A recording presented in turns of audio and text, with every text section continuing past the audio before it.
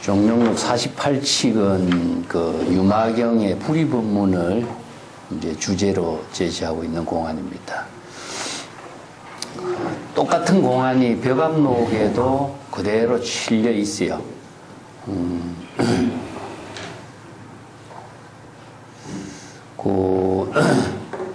근데 벽암록의 설두중현선사가 이제 똑같은 공안을 제시하고 개송을 읊은 거하고, 여기 종룡록의 천동갱지선사가 개송을 읊은 거하고 내용이 달라요. 그래서 똑같은 공안을 보고 선성들의 안목이 개송을 통해서 이게 다르게 드러난 모습이 이게 이 한칙 공안에 다 드러나고 있어요. 그래서 유마경의 핵심은 사실 불의법문인데, 그 중국 선성들도 유마거사를 그 산성이라고 그럽니다. 산성. 산성이라고 하는 말은 정통의 법통을 잊지는 않았지만은, 선의 선성들은 전부 다 스승과 제자의 법통을 잊게 돼 있거든요. 이게 전법인데, 전법의 법통을 개성은 하진 않았지만은 한경지의 독자적인 지혜를 부족한 성자다, 그런 의미를. 그래서 유마거사를 이제 금속열애라고 그럽니다. 예. 단순한 그 거사의 몸이 아니라 과거 무량세 부동불에 처소해서 수행을 해서 부처의 지혜를 이룬 금속열애다, 이렇게까지도 표현을 해요. 그 유마거사는 뭐 인도에서 뿐만 아니라 중국에서도 왕류, 뭐 중국의 유명한 그 소동파, 우리나라의 뭐 추사, 이런 사람이 참 유마거사의 후신이라고 자임할 정도로 많은 사람들이 이렇게 주목을 받은 인물이죠. 대승불교 경전에서 독창성을 제시하고 있는 그 법문이 두 개가 있어요. 하나는 유마경은 유마거사가 중심이 돼서 법을 쓰라고 있고, 보살들에게 법을 쓰래요. 이게 부처의 10대 제자뿐만 아니라 32명의 유마경의 보살이 등장하는데, 그 최고의 지혜 최고라고 하는 문수보살하고 지금 대결을 하고 있어요. 근데 문수보살의 지혜보다 능가하는 안목으로 유마가 등장하고 있죠. 그 다음에 성만경이라고 하는 경은 성만 부인이에요. 성만 부인이 열애장 사상을 중심으로 해서 불법의 모든 정수를 제시하고 있어요. 그래서 성만경이라고 하는 경은 정말 대단한 경인데,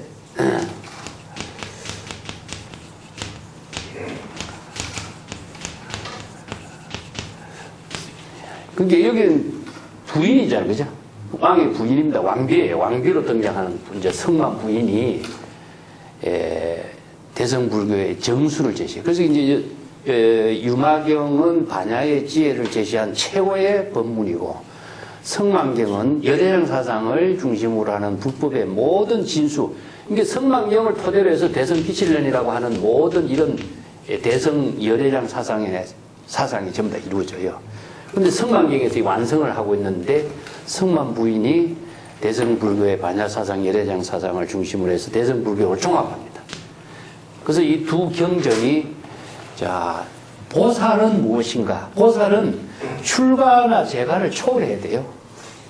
이게 비구는 출가 교단의 인물이죠, 그죠?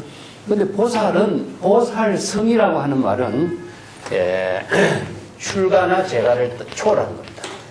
그렇기 때문에 대성불교의 수행성을 보살성이라고 합니다.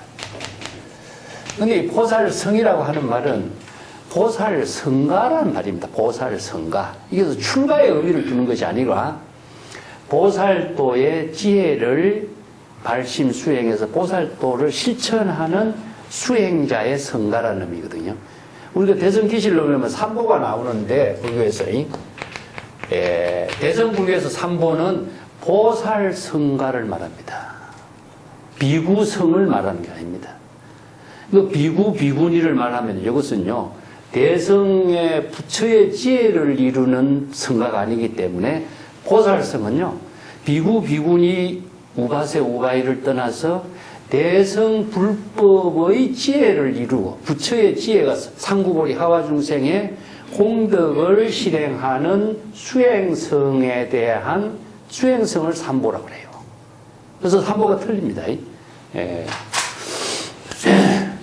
근데 유마경의 한 책은 유마경의 모든 사상의 진수라고 하는 불의법문을 중심으로 해서 설하고 있는데, 유마경의 전체 내용은 부처님이 그 10대 제자하고 32명의 보살을 유마의사가 병이 들어서 침상에 누워 있어요. 그래서 서가모니 부처님이 제자들에게 유마의사를 병문안 가라고 지시를 합니다. 근데 전부 다 10대 제자들이 병문안 가기를 꺼려해요. 왜 꺼려하는가? 유마의사와 만나서 유마의사에게 정법의 안목이 부족해서 전부 다 한 방 먹어요. 그렇기 때문에 유마의사와 법의 대결을 할 수 있는 능력을 갖추지 못하니까 나는 감히 유마의사에게 병문안 갈 수 없습니다. 안 갑니다.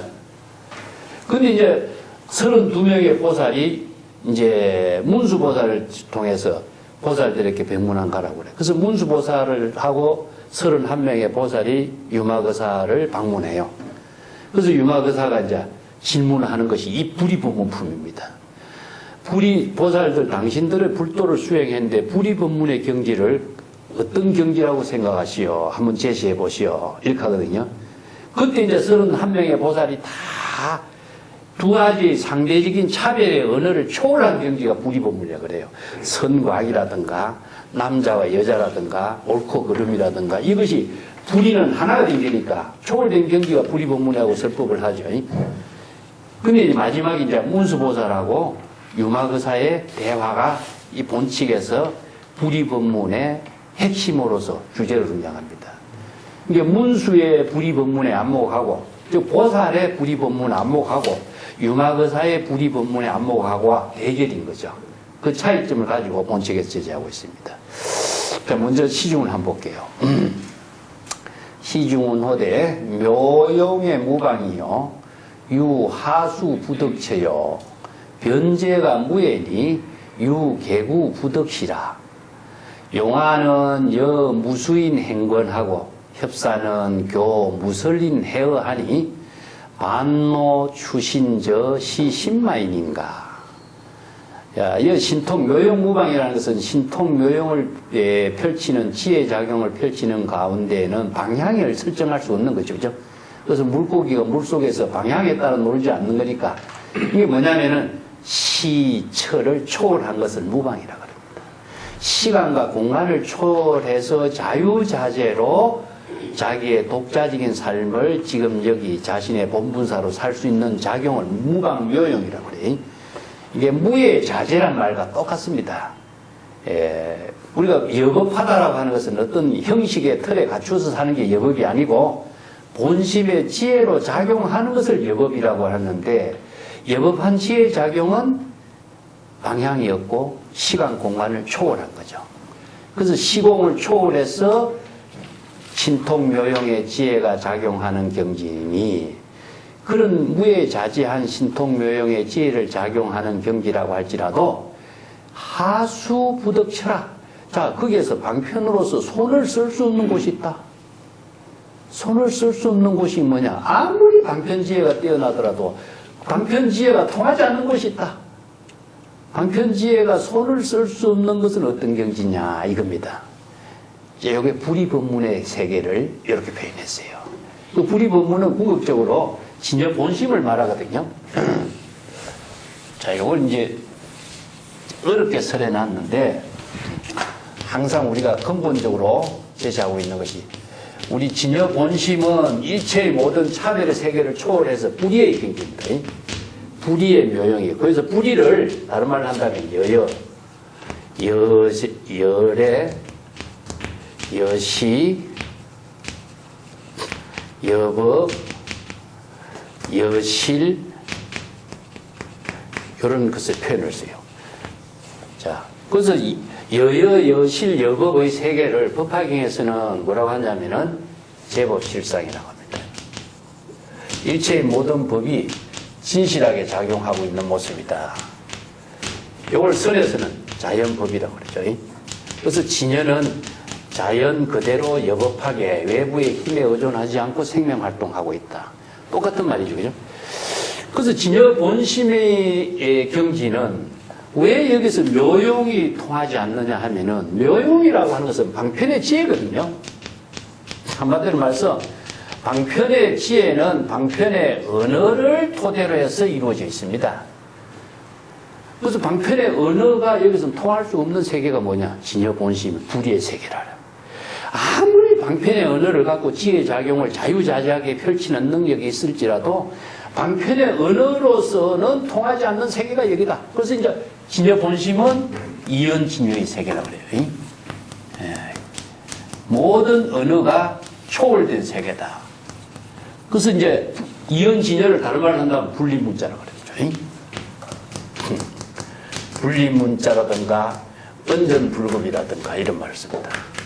그래서 아무리 방편의 지혜가 언어 문자로 다양하게 제시할 수 있는 능력을 갖추었다고 할지라도 이 진여 본심의 세계에는 언어가 끊어진 경지를 접근할 수 없는 세계예요. 그래서 손 쓸 수가 없다 그러는 거죠.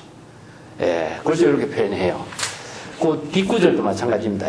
변제가 무해자재하고, 변제라고 하는 것은 언어를 사용하는 겁니다. 아무리 변제가 방편의 지혜로서 자유자재하게 폭포소처럼 걸림이 없다고 할지라도 이 진여 본심의 지혜가 작용하는 이 세계에는 입을 열어서 접근할 수가 없는 데다. 이게 아무리 뛰어난 방편의 지혜를 갖고 말을 잘하고 설법을 잘한다고 할지라도 본심의 지혜가 작용하는 세계에는 언어가 접근할 수 없는 세계다. 이런 이야기입니다. 그래서 이걸 이제 대선 기실론에서는 언설상, 명자상, 십년상이 여인경지다. 내가 뒤에 설명을 해놨습니다. 자, 요게 이제 불이법문의 세계는 이런 세계라는 이야기입니다. 그렇기 때문에 언어로서 설할 수 없는 세계를 언어로 설할 수가 없으니까 유마는 뭐라고 했으면 결국 침묵으로 대답한 거예요. 근데 32명의 보살은 뭡니까? 언어로 설명한 겁니다. 그래서 이제 보살이 불이법문의 세계를 제시하는 세계하고 언어로 설할 수 없는 경지를 언어로 설한 그 모순을 극복한 지혜가 뭐냐? 유마의 침묵이라. 그래서 유마의 침묵을 가지고 지금 시중한 겁니다. 자, 그 예를 들어보자. 용화선사라고 하는 사람은 무수인이 주먹을 휘두를 수 있는 그와 같은 능력을 펼쳐야 하고, 이런 말이에요. 무수인은 무엇이냐 하면 본래인을 말합니다. 손은 대상을 두고 있는데 손이 없는 것이니까 대상을 두지 않고 지혜를 작용하는 것을 무수인이 주먹을 날린다, 이런 말씀입니다. 또 협산선사는 뭐라고 했느냐? 무설린이 말을 할 줄 아는 경지를 말해요. 무설린은 혀가 없는 거죠. 혀는 대상 경지를 이야기하는 건데 안입이 설신이는 육권 육식의 작용이죠. 그죠? 근데 무설린은 대상 경계를 초월한 사람이 말을 할 줄 아는 경지다. 이걸 이제 건강경에서 우리가 무의법으로 차별한다. 본심으로 지혜작용한 무일물 중에 무진장의 묘용을 펼칠 줄 아는 능력. 이게 대상 경계를 초월해서 독자적인 본래 면목의 지혜를 실행할 수 있는 경지. 그런 사람만이 불이법문의 묘용을 설할 수가 있다, 이겁니다. 자, 이런 능력을 갖추지 못한 사람은 불이법문의 지혜를 자유자재하게 쓸 수가 없다. 자, 용화선사나 협산선사 같이 이런 능력을 갖춘 사람만이 불이법문의 지혜를 자기 본분사의 삶으로 살 수가 있는 사람이다. 자, 무일물의 무진량의 지혜를 펼칠 수 있는 안목을 갖추지 못한 사람은 이런 불이법문의 묘용을 실행할 수가 없다. 이런 이야기거든요. 반노 추신저 시신마이니. 여기 반노라고 하는 것은 도중입니다. 도중. 우리가 이제 임재록에 보면은 도중과 가사란 말을 씁니다. 가사는 본래 면목이 깨달음의 세계고 도중은 수행하는 길입니다. 수행. 그래서 이제 길에서 집으로 간다, 이런 말이거든요. 수행하는 도중에서 본래 깨달음의 집으로 가는 표현을 임재록에서는 도중과 가사라고 표현해요. 자, 도중에서 가사로서 얘기하고, 우리는 보살은 뭡니까? 바로 이 길을 왔다 갔다 하는 사람이거든요. 집에서 길로, 길에서 집으로. 이렇게 수행이라고 하는 것은 중생의 세계에서 끊임없이 집과 왕래하는 사이입니다. 이게 발심 수행하면은 본분사의 집이 되지만, 그렇지 않으면 항상 우리가 중생의 차별 세계에 살고 있거든요. 그래서 차별 세계에서 집으로 갈 수 있는 유일한 길은 무엇이냐? 발심 수행밖에 없어요. 그래서 발심 수행을 우리가 초발심 정각을 이렇게 얘기해요. 초발심을 하지 않으면은 절대 집에 갈 수 없는 세계가 불교의 수행 구조입니다. 그래서 이제 도중이라고 하는 것은 지금 길에 있는 것을 말해요. 여기서 이제 로반이라든가 이런 말도 이제 길에서 있어요. 그래서 이제 여기에 길은 무엇이냐 하면은 일상생활한 중생심의 차별심 가운데서 추신, 몸을 뺀다. 몸을 빼는 것은 어디죠? 중생심에서 벗어난 걸 말해요. 몸을 초발심으로 정각을 이룰 수 있는 사람. 다른 사람은 어느 문자에 선과 악이라든가 부모 차별적인 언어로서 설하고 있는 그 가운데에 있지만은 그 가운데서 대화를 하다가 침묵으로서 몸을 빼버려. 침묵으로서 중생의 차별 세계에 몸을 뺄 수 있는 사람은 어떤 사람이냐? 이 사람은 유마를 말합니다. 이게 다른 사람은 모두가 언어로서 설명하려고 하는데 언어를 초월해서 언어로서 설하는 세계에서 몸을 빼버린다 이겁니다. 그래서 이게 도중에서 자기 본분의 집으로 자신의 몸을 완전히 바꿔버릴 수 있는 사람이 누구냐? 이 사람은 유마거사다 이겁니다. 그래서 본칙에서는 자 여기에서 수행대 보살들과 대화를 하다가 언어로 대화하다가 언어의 말을 끊어버린 사람이죠. 그러니까 몸을 뺐다는 말씀입니다. 그 유마거사 같은 이런 사람의 지혜를 우리가 본칙에서 한번 살펴보자. 이런 이제 시중 법문을 하는 거죠. 오늘 자료가 좀 길어요. 그래서 이제 유마경 한 편을 여기서 압축해 놨다고 할 수 있는데, 그런데도 오늘 여기에 그 천동갱지의 안목을 우리가 봐야 돼요. 그런 점들을, 자, 이것은 왜 중요하냐면은, 우리가 대선 경전하고 선성들의 안목의 차이가 대결이 나타납니다. 우리가 대선 경전하고 제가 지난 시간에 이야기했던 왜 경전보다도 선성들의 말을 이렇게 더 귀중하게 이야기하냐 말했죠. 여기에 나타나요. 그것은 이제 협산의 이야기라든가 용화선사 이야기라든가 뒤에 내가 설명을 해놨으니까 그건 천천히 확인해 보시고 뒷자로 넘어가겠습니다. 그 4페이지로 넘어가 봅시다.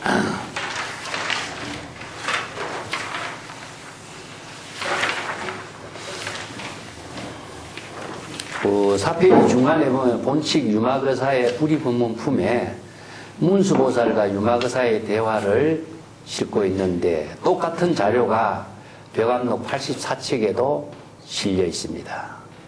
그래서 내가 맨 뒷장에 내가 옛날에 쓴 벽암록 책에서 그 철두 중현선사가 이 불이법문 똑같은 이 공안에 대해서 철두 중현선사가 읊은 개송을 내가 뒤에다가 부록으로 실어놨어요. 왜냐하면은 천동갱지에 개송하고 철두 중현에 개송하고 우리가 한번 대조해서 보는 기회를 한번 같이 갖고자 하는 겁니다. 그 4페이지의 그 본칙의 내용을 먼저 볼게요. 유마일이 문수 사리에게 질문했다. 보살이 불이법문을 깨닫는 것은 어떤 경지입니까? 문수가 말하기를 내 생각으로는, 여기서 내 생각이란 말을 하고 내 안목으로는 이런 표현이죠. 일체법에 대해서, 일체법이라는 것은 이제 진여일심으로 작용하는 법이 일체법입니다. 진여일체법에 대해서 말을 할 수도 없고 설명할 수도 없고 어떤 대상으로 제시할 수도 없고 남에게 그것을 알게 할 수도 없고 일체의 모든 질문과 대답까지 여인 경지가 불이법문을 깨닫는 것입니다. 이렇게 대답합니다. 자, 불이법문은 어느 문자로 설할 수 없는 세계라고 하는데 문수는 어느 문자로 설명했죠.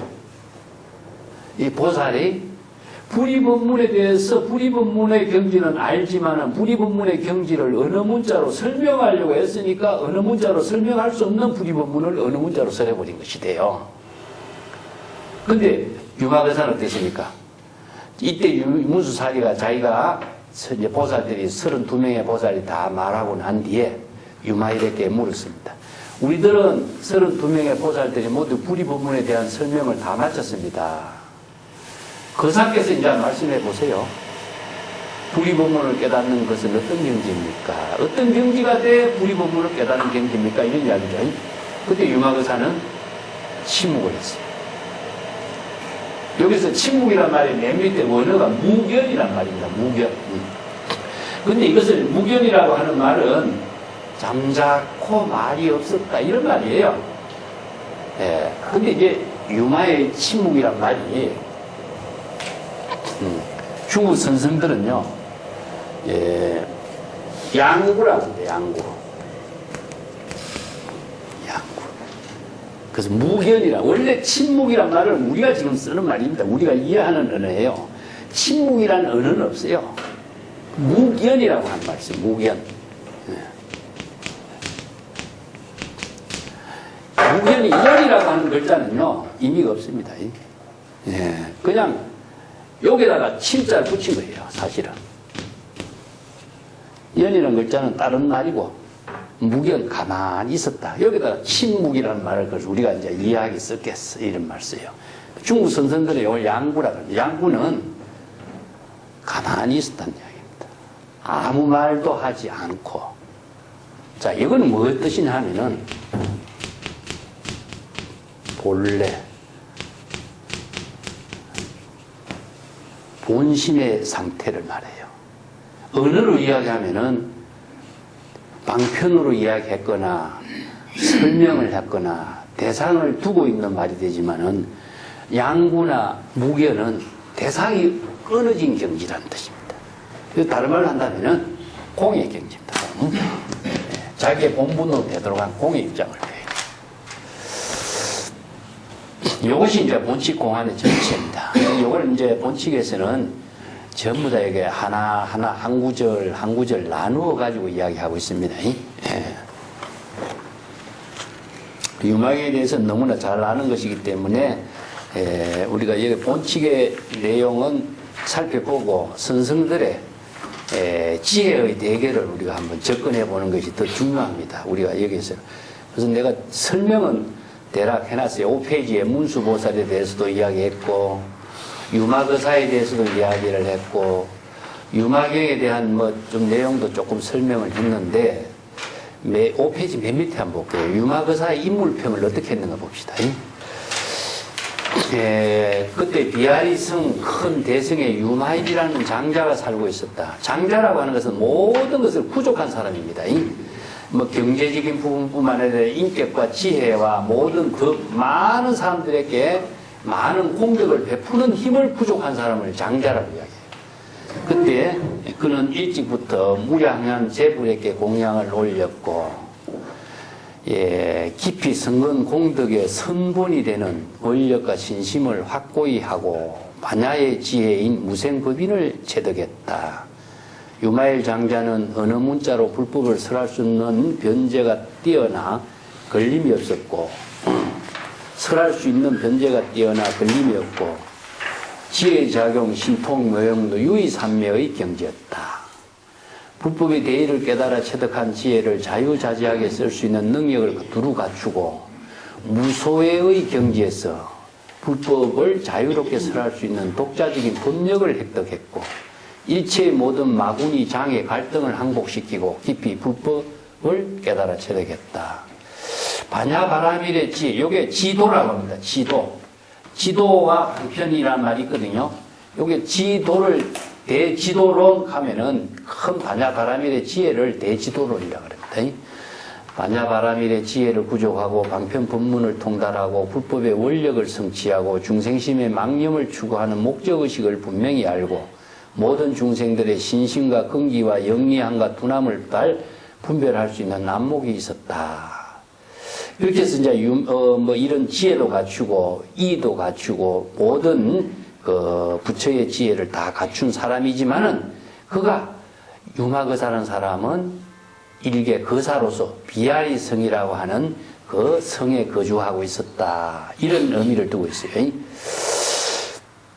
이게 비아리성이라고 하는 말은 이제 그 광음성이라고 번역하는데 그 밑에 그 6페이지 중간단 보세요. 비아리성은 비살이라고도 하는데 광음성이라고 하고 중인도 지명 그 성에 살고 있는 부호의 제과 거사지만은 그는 과거세에 묘희국의 무등불의 처소에서 불도를 수행해 대오하고 부처의 지혜를 구족했고 지금 제가 속인의 모습으로 몸을 나타내 석가불의 교화를 돕고 있는 거사로 활약하고 있습니다.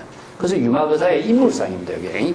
예, 그래서 내가 아까 금속열애라고 그랬거든요. 유마거사를 금색열애라고 하는 말도 이제 조정사원 같은 자료에 언급을 하고 있습니다. 자, 본칙에 봅시다. 유마일이 문수사리에게 질문하니 하등시 보살 이 불이법문이요. 무엇을 보살이 불이법문을 깨달아 체득한 경지라고 합니까? 입이라는 글자가 어렵습니다. 그 입이라는 글자를 들어가다 이렇게 번역하는 것은요, 이건 오역이 됩니다. 왜냐하면 우리 언어에 한자 번역에 오역이 생길 수 있는 그 요인이 되는 것이 입이라든가 주라든가 이런 언어가 몇 가지 있어요. 예. 이것은 글자대 번역하면 오역이 됩니다. 입이라는 것이 들어가다 하면 대상이 만들어져요.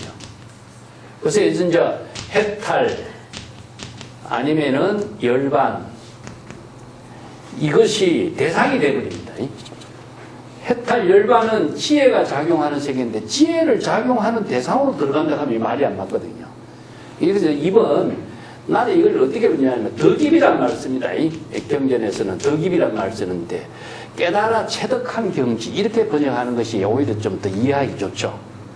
대상이 없어야 돼요. 자신이 깨달아 체득한 지혜가 작용하는 경지입니다. 이건 ing 상태라고 할 수 있어요. 다른 말로 한다면 열애와 같습니다.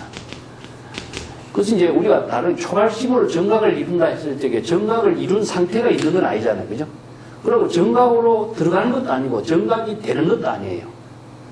그래서 이제 작불이란 말 씁니다. 그 법화경하고 이제 무량수경에 작불이란 말이 나오는데 부처가 되었다 하면은요, 목적이 돼요. 작불이라든가 뭐 이제 성불이라든가 이런 말은 전부 다 목적으로 이루어진 상태가 아니라 ing 상태입니다. 그래서 견성 성불을 하면은 부처의 지혜를 이룬 상태를 말하지 부처가 된 상태를 말하는 거 아니에요. 그래서 입이라는 글자가 어디로 들어갔다 하면은 상태로 어떤 목적으로 들어간 것이 되어버리죠. 그래서 이게 오역이 되어버립니다. 이게 불법을 공부하는데 잘못 이해해버리는 문제가 생겨요. 그래서 이 입은 불이법문을 깨달아 체득해서 지혜로 작용하는 경지를 말합니다. ing 상태가 되지 않으면 안 됩니다. 이건 열반, 해탈, 깨달음, 부처 모든 것도요 ing 상태입니다. 열애라고 하는 것은 지금 여기 지혜가 생명 활동하고 있는 상태를 말해요.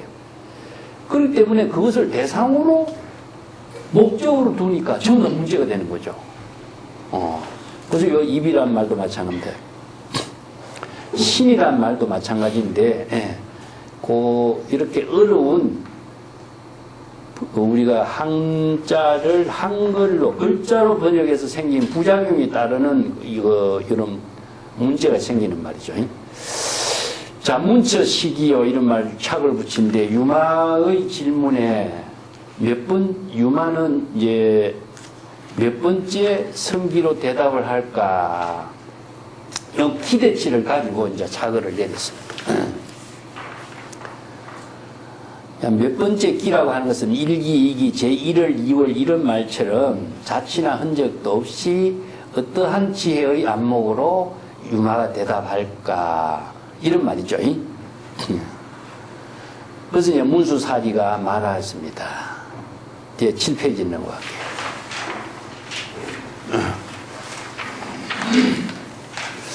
그 7페이지 넘어가기 전에 7페이지 넘어가면은 뒤에 위에 좀 보면은 유마경에서 불이법문의 극치를 번뇌적 고리 생사적 열반 이렇게 표현합니다.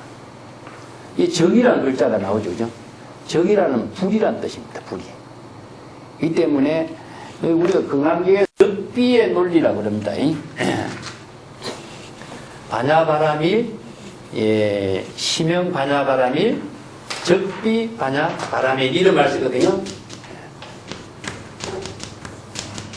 이 적, 무엇이 아니다는 것이 불의의 경지가 아니에요. 불의이기 때문에 적이라고 하는 것은 어떤 고정된 언어로서 설정할 수 없는 것인데 적은 불이란 뜻입니다. 그렇기 때문에 번뇌적 오리, 생사적 열반은 둘이 있을 수가 없죠. 왜냐? 일심으로서 망님이 생길 때는 번뇌고 깨달음이 생길 때는 보리가 되기 때문에. 그렇기 때문에 일심이 중생심으로 쓸 때는 번뇌지만은 깨달았을 때는 보리이기 때문에 번뇌와 보리가 둘로 설정해서 존재하는 것은 아니고 일심의 작용으로 나타나고 있는 방편의 언어일 뿐이라는 겁니다. 그래서 이제 선과 악도 마찬가지고 옳고 그름도 마찬가지고 부모라고 하는 것도 일심의 분별심의 인식의 작용일 뿐이 되는 거죠. 이 때문에 언어는 실체가 없다. 깨달음도 실체가 없다. 그래서 모든 것은 방편의 언어로 제시한 내용은 고정된 실체가 없습니다. 그런데 사람들은 번뇌하면 번뇌의 실체가 있다고 생각하고 깨달음하면 깨달음의 실체가 있다고 생각하잖아요. 그렇기 때문에 언설에 떨어져 갖고 근본을 잃어버렸다는 겁니다. 그래서 모든 법을 불교에서는 일심으로 봐야 돼요. 그래서 이제 유심의 사상이라고 그래요. 네. 모든 방편의 언어는 일심의 작용으로 나타나는 말이지. 다른 거. 그래서 심의 무법이다. 마음 밖에는 아무것도 존재할 수 있는 것은 아무것도 없다. 근데 언어를 가지고 실제 하는 걸로 착각하기 때문에 생기는 부작용이죠. 그래서 뭐 놓치는 건 뭐냐? 일심을 놓쳐버린다 이거죠. 그래서 본래 면목의 지혜를 놓쳐버리고 은설의 대상 경계에 집착해버리기 때문에 그 세계가 부처하면 부처라고 하는 세계가 있는 걸로 생각해보는 거죠. 부처는 마음의 작용인데 부처가 있다고 생각합니다. 그래서 번뇌적 보리, 생사적 열반이라고 하는 말은 적이라고 하는 것은 불의의 경지요. 불의의 경지라고 하는 것은 일심의 작용이기 때문이다. 그래서 환경에 심, 불, 중생, 시삼, 무차별이라. 그래서 이 불교의 유심의 법문입니다. 유심의 법문으로서 소화를 하지 않으면은 모든 언설의 상에서 벗어날 수가 없는 거죠. 그죠? 그래서 이제 정법의 안목이라는 것은 유심의 도리를 깨달아서 유심의 지혜로 만법을 볼 수 있는 안목을 갖추는 것을 말해요. 예. 그래서 이 부분이 유마경에서는요, 번뇌적 보리, 생사적 열반, 이 한마디로서 불의의 세계를 표현했습니다. 자, 7페이지 밑에 볼게요. 그 문수사리가 대답하기를, 이제 어떻게 대답했는가 쭉, 이제 문수사리의 대답이 나옵니다. 호여 벽부 축이로다. 자, 여기에 축이라는 글자가 잘 안 나와서, 흑토벽언이 밑에 붙어야 되는 글자인데, 막을 색자와 같습니다. 입을 막았으면 좋겠다. 문수사리가 불의 법문에 대해서 자기 입장에서 말로서 설명한 것을 바람직하지 않는데, 이 친구가 말로 할까 내 걱정스럽다. 이렇게 착을 내린 거죠.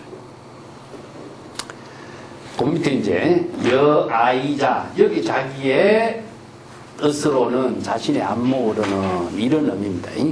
예, 쭉 설명을 하는데 하나하나 이제 만송 이것을 잘라가지고 착을 붙여놨어요. 온조장례라. 온조장, 온이라고 하는 것은요, 뜸들이다는 뜻입니다. 이게 뭡니까? 발효시키다는 뜻이죠.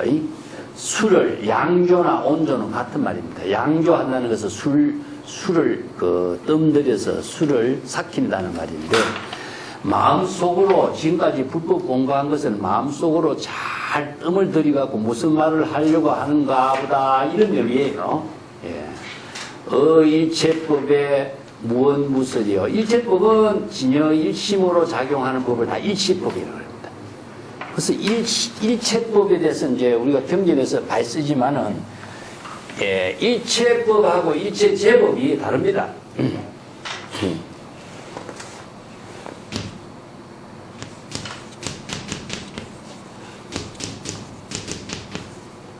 자, 요걸 진여법이라고 그래요.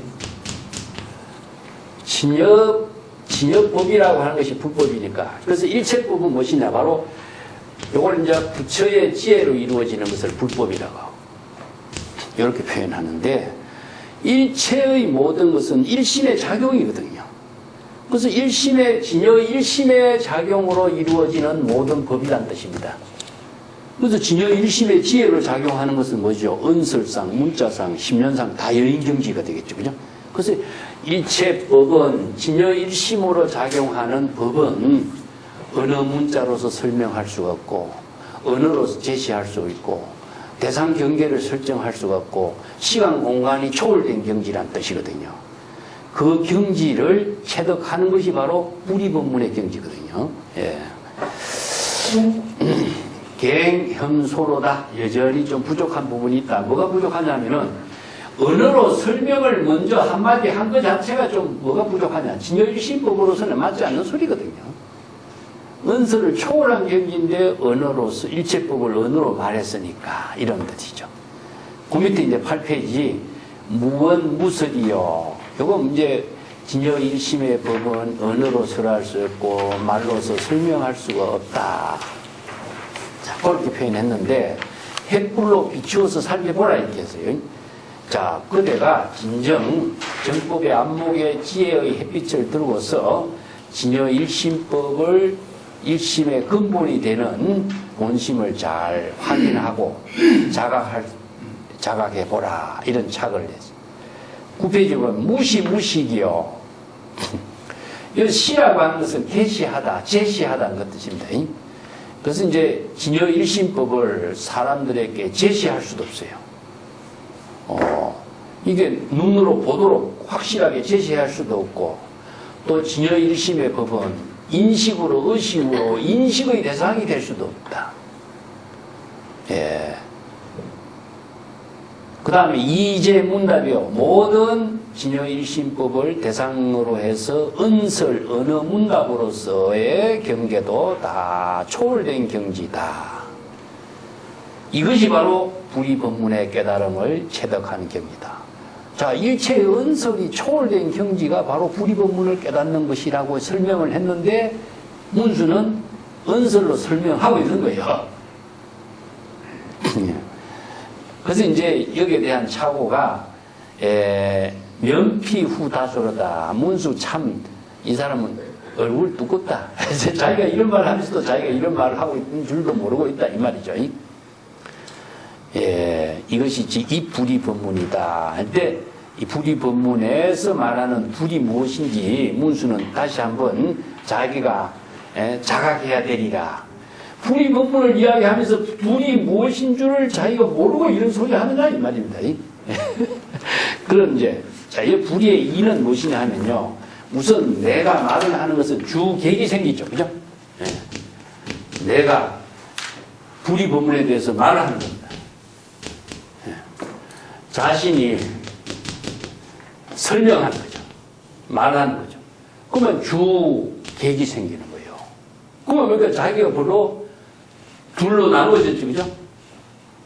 자, 그뿐만 아니라 내가 대상 경계로 설명하는 불이법문에 대해서 옳고 나쁜 것이 초월된 것이다 하면은 여기 객에 또 둘이 또 생겨요. 이게 자신이 대상을 두고 이야기를 하면서부터 둘로 나누어지기 시작하고 여기에서는 무엇이냐? 백천만 개로 나누어지는 겁니다. 그래서 둘뿐이 아니다. 백천만 개로 나누어지게 돼 있다. 이런 말을 써요. 예.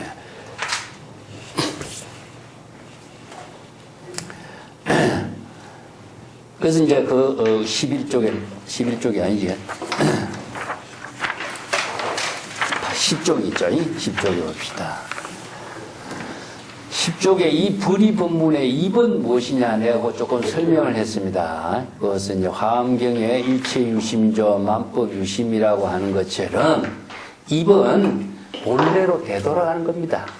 이 입이란 말을 우리가 불교에서는 귀라고 하는 말과 같아요. 근본으로 되돌아가는 것이기 때문에 대근본이 대상으로 존재하는 것이 아니라 자신의 본래 면목의 지혜가 이루어지도록 하는 것을 입이라고 합니다. 그 내가 ing라고 그랬죠. 그죠? ing라고 하는 것은 상태로 가는 것이 아니라 지혜가 되살아나는 거예요. 이게 중생심으로 있을 때는 불심의 지혜가 죽어 있었는데 중생심의 번뇌 망념을 자각 발심 초발심을 해서 정각의 깨달음으로 이루어지는 상태는 무엇이냐? 불심의 지혜가 되살아나게 되는 거죠. 그렇기 때문에 열애의 지혜, 부처의 지혜로 되살아나게 하는 것을 입이라고 합니다. 그래서 ing 상태가 되도록 하는 것이 다 입는 거죠. 이걸 이제 불교에서는 수행의 입장에서 귀, 이거 귀라고 한 말 내가 지난번도 이야기했지만은 불교의 수행이라고 하는 독자적인 언어는 다른 어떤 사상체계나 다른 어떤 종교의 문헌에서도 이 구조가 없습니다. 이걸 바바나라고 하는데 이걸 불교에서는 수행이라고 합니다. 수행의 근본은 뭐냐? 근본으로 되돌아가자는 뜻입니다. 이건 본래로, 이거 본래가 진여니까, 진여 본심으로 되돌아가다. 그래서 이걸 이제 불교에서는 모든 것을 귀의 불, 이게 본래 부처의 지혜로 되돌아가게 하는 겁니다. 귀면 본래 부처의 지혜의 생명을 되살리는 쪽으로 만드는 것이다. 이걸 이제 다른 말로 귀과라고 해요. 본래의 진여 본심의 집으로 되돌아가다. 그래서 귀자가 수행이라는 뜻입니다. 그래서 불교에서는 수행의 근본의 의미를 모르면요, 목적을 향해 가는 것을 수행이라고 생각해요. 근데 다른 데는, 모든 다른 종교는요, 목적으로 나아가는 종교 문화가 되어 있는데 불교에는 본래로 되돌아가는 수행의 문화를 갖고 있어요. 이게 다릅니다. 이게 이제 중국에 우리가 자연의 모든 사상하고도 말은 같은데 불교만이 독자적으로 지니고 있는 이 언어가 없어요. 이런 논리 체계에 맞춰서 이게 법의 문화가 없습니다. 자, 불교에서 이야기하는 법은 이겁니다. 그 일심의 법은 무엇이냐? 중생심에서 일심의 근본으로 되돌아가는 법이에요. 그러면 부처는 무엇이냐? 일심의 지혜로 작용하는 법이에요. 그래서 이 법의 문화만이 불교의 독자성을 갖고 있습니다. 근데 이것이 이제 불교에서 주장하는 것이냐? 아닙니다. 모든 생명의 근원이 이 법의 체계에서 이루어져 있다는 거죠. 그래서 이 이제 모든 존재가 재벌실상은 여법하게 생명활동하고 있는데 중생은 생명활동을 못해. 왜냐? 자아의식 때문에. 그래서 자아의식을 비우고 본래 진여 본심의 생명활동으로 되돌아가게 하는 수행체계가 불교에서 제시하고 있는 법의 문화입니다. 그래서 이 법의 문화를 불교의 다양한 수행법으로 설하고 있는 거죠. 그래서 이게 유심의 사상이다 이렇게 표현합니다. 자, 10쪽의 중간에 볼게요. 그때 문수사리가 유마일에게 질문합니다. 아등 각자 설이라. 우리들 32명의 보살은 그대가 질문한 불의법문의 깨달음의 경지에 대해서 우리가 각자 설명했습니다. 각자 자신의 의견으로 설명을 했는데 인자 당설을 하소서 하등시 보살 이 불의법문이니고 자, 인자 당신 유마거사 당신이 반드시 설해야 합니다. 무엇이 바로 보살이 이 불의법문의 경지를 깨달아 체득하는 것입니까? 자, 이제 당신 대답할 차례입니다. 이겁니다. 이 불의법문에 대해서 우리에게 질문해서 우리는 대답했지만은 이제 당신 한번 대답해 보세요. 이런 말입니다. 그 차거가 이제 능설캐설이라 32명의 보살이 각자 자신있게 통쾌하게 설명을 했다고 이제 자임을 하는 겁니다. 자, 이제 문수보살 당신이 설해 보세요. 일체 일괄의 부도 악발이로다. 이건 이제 일체 일발이라는 것은 한 번 이제 치고 한 번 깎고 이런 말인데 한 번 질문을 던지고 한 번 대답을 하고 이런 표현이에요. 근데 부도라는 것은 도박을 말합니다. 도박으로 나쁜 악패를 이제 승부를 하는 것을 바라는 말로 한 말은 아니다. 자, 이것은 도박이라는 것은 성패를 가리는 거죠. 그죠? 두 사람의 대화는 성패를 가리는 대화는 아니다 이겁니다. 서로 선문답처럼 지혜를 나누는 대화다. 그 잘못 이해하지 말라 이런 의미예요. 자, 뒷장에 11쪽에 봅시다. 그래서 유마는 무견이라 유마는 침묵을 했습니다. 예, 여기는 무견이란 글자에다가 이제 침묵인데, 신마척의야오. 자, 유마거사가 어디로 갔지? 이런 말이죠. 저 유마거사가 말을 해야 되는데 말을 하지 않으니까 유마거사 어디 갔느냐 이렇게 표현해요. 참 재미난 착을 내리는데, 여기 신마척거나 신척거나 이런 말 씁니다. 중국 선생들은. 예. 그 이제 육조 해능이 죽었을 때에 제자들이 막 울고 그러거든요. 그러니까 왜 우느냐. 그대들이 내가 갈 곳이 어딘지 모르니까 그렇게 울고 있다. 그러니까, 그래 중국 선생들이 그래. 죽고 나면은 스님 어디로 갑니까? 신척어요. 어디로 가느냐? 신마척으로 가느냐? 이렇게 할 때 무척어라 그럽니다.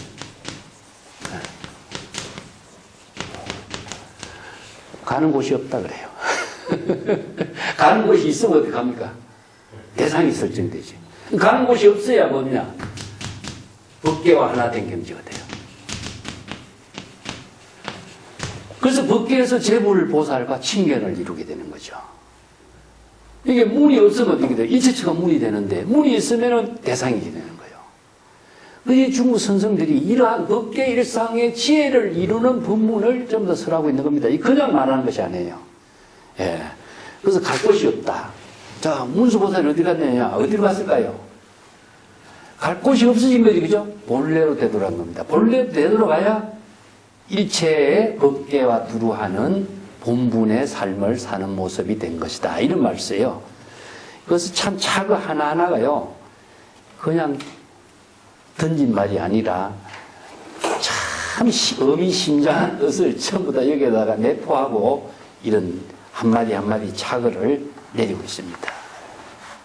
이걸 기가 앉아, 안신인명 이런 말씀입니다. 그 안신인명이라고 해서 명이라는 말이 있죠, 그죠? 그래서 안신은 뭔가 마음이 편안한 것인데 아공법공의 경지를 말하고, 명은 지혜가 작용하는 생명을 말합니다. 생명은 ing 상태를 말하거든요. 그래서 근본으로 되도록 한 경지다. 그 경지는 어느 문자로 설명할 수 없다. 그런 표현들을 글쎄요. 자, 평창을 우선 좀 읽어보고 개성으로 갈게요. 평창 보겠습니다. 12쪽에 만송선사의 평창인데, 범어 유마이를 번역하면 무구칭이라고 번역하기도 하고, 또한 정명, 청정한 이름이란 뜻입니다. 무구칭도 때가 없는 이름이란 뜻입니다. 이게 이제 유마경을 현장 3장은 유마경이라고 이름 안 붙이고 무구칭경이라고 그럽니다.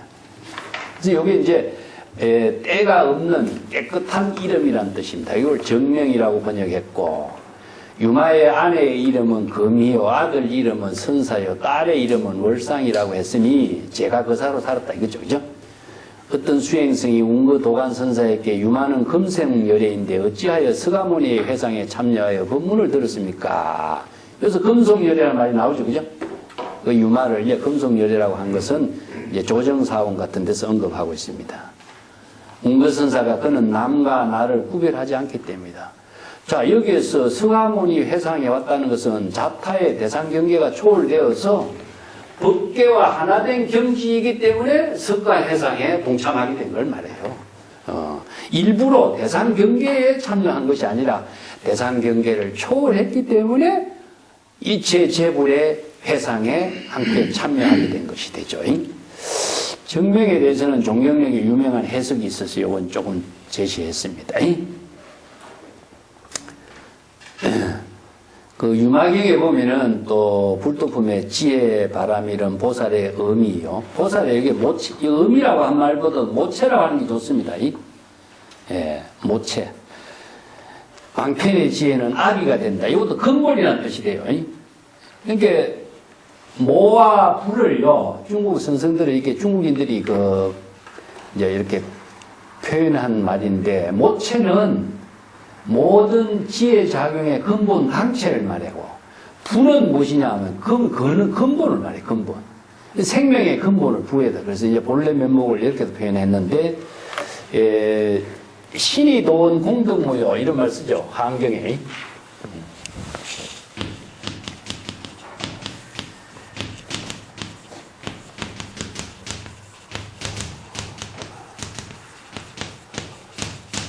여기 모하고 근본하고 두 가지 나오는데 이 근본은 무엇이냐 하면 부가 되고 이건 뭐라 이렇게 표현하는 거예요. 이 때문에 모든 지혜 작용을 이루는 근본이 신인데 신은 무엇이냐 하면은 일심을 말입니다. 신을 대상으로 둔 게 아니라 자기의 진여 일심으로 되돌아간 경지가 신이에요. 그래서 중생심에서 진여 일심으로 되돌아갔을 적에 신심이 이루어지죠. 그래서 신심은 중생심의 모든 의심이 초월된 경지를 말하거든요. 그래서 진여 일심은 도의 근본이 되는 것이요. 이런 뜻이죠. 그러면 뭐냐? 진여 일심은 일체의 지혜와 자비의 공덕을 이루게 하는 모체이다. 모체의 근본은 진여 일심을 말하는 것이지 의미가 따로 있는 건 아니잖아요. 이 때문에 신이라고 하는 말하고 도의 근원하고 공덕의 모체는 일심이라는 말입니다. 이 말을 이렇게 표현해요. 그래서 여기에도 지혜 바람일은 반야바람일은 보살의 모체요. 방편의 지혜는 근본, 진여 일심의 근본이 되는 것이다. 이런 표현이에요. 그래서 일체 중생을 인도하는 도사가 지혜 바람일과 방편에 의지 않고 출현하는 일은 없다. 법피를 아내로 삼고 자비를 딸로 삼고 선신과 성실을 아들로 삼고 필경에는 텅 빈 공적사 집입니다. 진여 본심 본래 면목의 집에 거주한다. 수많은 번뇌는 제자여 뜻에 따라 번뇌를 지도하여 깨달음으로 전환하니 여러 가지 방편 수행의 도품 37 보리본품이죠. 선지식이요 이 도품에 의해서 정각을 이루리라. 육바람의 법문은 도반이요 사스법의 보살 또는 즐거운 친구요 노래 부르는 것은 법문을 독송하는 일이니 음악으로 산다. 이게 유만경이 이런 비유법으로 쭉 개성을 설해놨어요. 이게 얼마나 뛰어난 문학성도 뛰어나고 비유법도 뛰어나는 거 몰라요. 그래서 이제 일부절을 내가 거기에 좀 개성을 소개를 해놓은 건데 자 밑에 쭉 내려가서 그건 참여해 보시면 되고 13쪽으로 갑시다. 광본 유마경은 전하지 않습니다. 그런데 광본 유마경에서는 32,000의 보살이 제각기 불의법문을 설했다고 했는데 지금 전하는 유마경에는 32명의 보살이 불의법문을 설했다. 마지막에 문수보살은 송곳 세울 자리도 없었지만 유마거사는 송곳조차 없는 경지를 제시했다. 이건 이제 향응지한선사의 유명한 깨달음의 개성을 갖고 이야기하고 있습니다. 그 밑에 내가 언급을 해놨는데 송곳으로서 치료한다고 하지만은 나중에 송곳 자체도 없다. 방편까지도 다 언어의 방편을 사용한 것은 송곳이죠. 그죠? 근데 이제 언어의 방편까지도 초월한 것은 뭡니까? 바로 송곳조차 없다. 이렇게 하는 거죠. 원래요, 추라고 하는 말은 중국 선생들이 대나무에다가 대나무 통에다가 침을 갖고 다닌다 그럽니다. 이 어록이 나오는데 침. 그래서 이제 노고추라 그래요. 노고추. 예. 융화를 노고추라 그럽니다. 이 추는 무엇이냐 하면은 침하고 바늘입니다. 이 노련하게 익숙되어진 바늘을 사용할 줄 아는 침을 사용하는 사람. 이게 침은 중생의 병을 치료하는 사람이죠. 그죠? 그래서 다양한 지혜를 부족한 훌륭하고 노련한 다양한 방편의 지혜를 부족한 사람이라는 뜻입니다. 그래서 이제 우리나라에서도 그 추사가 그 벽파 스님을 벽파노고추란 말 썼어요. 이 말을 빌려가지고. 그래서 유마를 노고추라고 평한 사람은 누구냐? 천동경지 선사입니다. 천동경지 선사가 유마는 정말 뛰어난 노련한 지혜를 부족해서 자유자재하게 쓸 수 있는 거사다. 이런 의미예요. 그래서 노고추란 말 쓰는 겁니다. 그런데 노고추가 있으면 어떻습니까? 방편의 언어가 남아있죠. 바늘이 없으면 어떻죠? 방편의 언어 자치 흔적까지도 없는 경지란 뜻입니다. 그래서 유마의 침묵에는 자치 흔적도 없이 방편의 지혜를 자유자재하게 쓰는 사람이다. 그런 의미고 자치 흔적이 남아있다. 유마는 문수는 그런 의미예요. 자, 그 밑에 보복종전선사가 말하기를 문수는 길을 막고 요령을 훔치다가 오강에 힘이 다했고 유마는 한 번의 침묵으로 교화의 문턱을 나서지도 않았다. 자, 문수가 불이법문이라고 하면서도 언어로 불이법문을 설하는 것은 무엇이냐? 자기에게는 자기 귀에는 안 들리게 하고 남에게 들리는 거죠, 그죠? 귀를 갖고 요령을 훔쳤으니까 자기는 이게 불이법문이라고 생각하는데 남에게는 그 불이법문으로 안 들리는 거예요, 사실은. 그래서 이제 이런 비유법으로서 문수의 불이법문에 대한 문제점을 비판하는 겁니다. 예. 그 다음에 오강에서 힘이 다했다 하는 것은 문수의 안목이 이 정도의 경지이기 때문에 오강에서 죽은 사람이 누구냐면 항우잖아요, 항우. 항우가 유방의 군사들에게 도망을 가서 마지막에 오강에 가서 이제 더 이상 기력이 없어서 자결을 하죠, 그죠? 그러니까 문수는 마지막에 자신의 불이법문의 지혜를 다 쏟아내봤지만은 한계가 왔기 때문에 자기 스스로 거기에서 죽음을 맞이하게 된 꼴이다, 이런 뜻이고요. 이걸 비유법으로 쓴 거죠.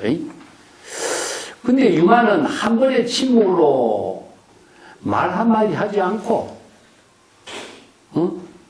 교화하려고 불이법문을 설명하려고 말할도 안 했고 불이법문의 세계를 그대로 제시했다. 이건 게임이 안 되는 거죠. 이 선생들이 이 객관적으로 문수의 지혜와 유마의 지혜를 이렇게 평가하는 겁니다.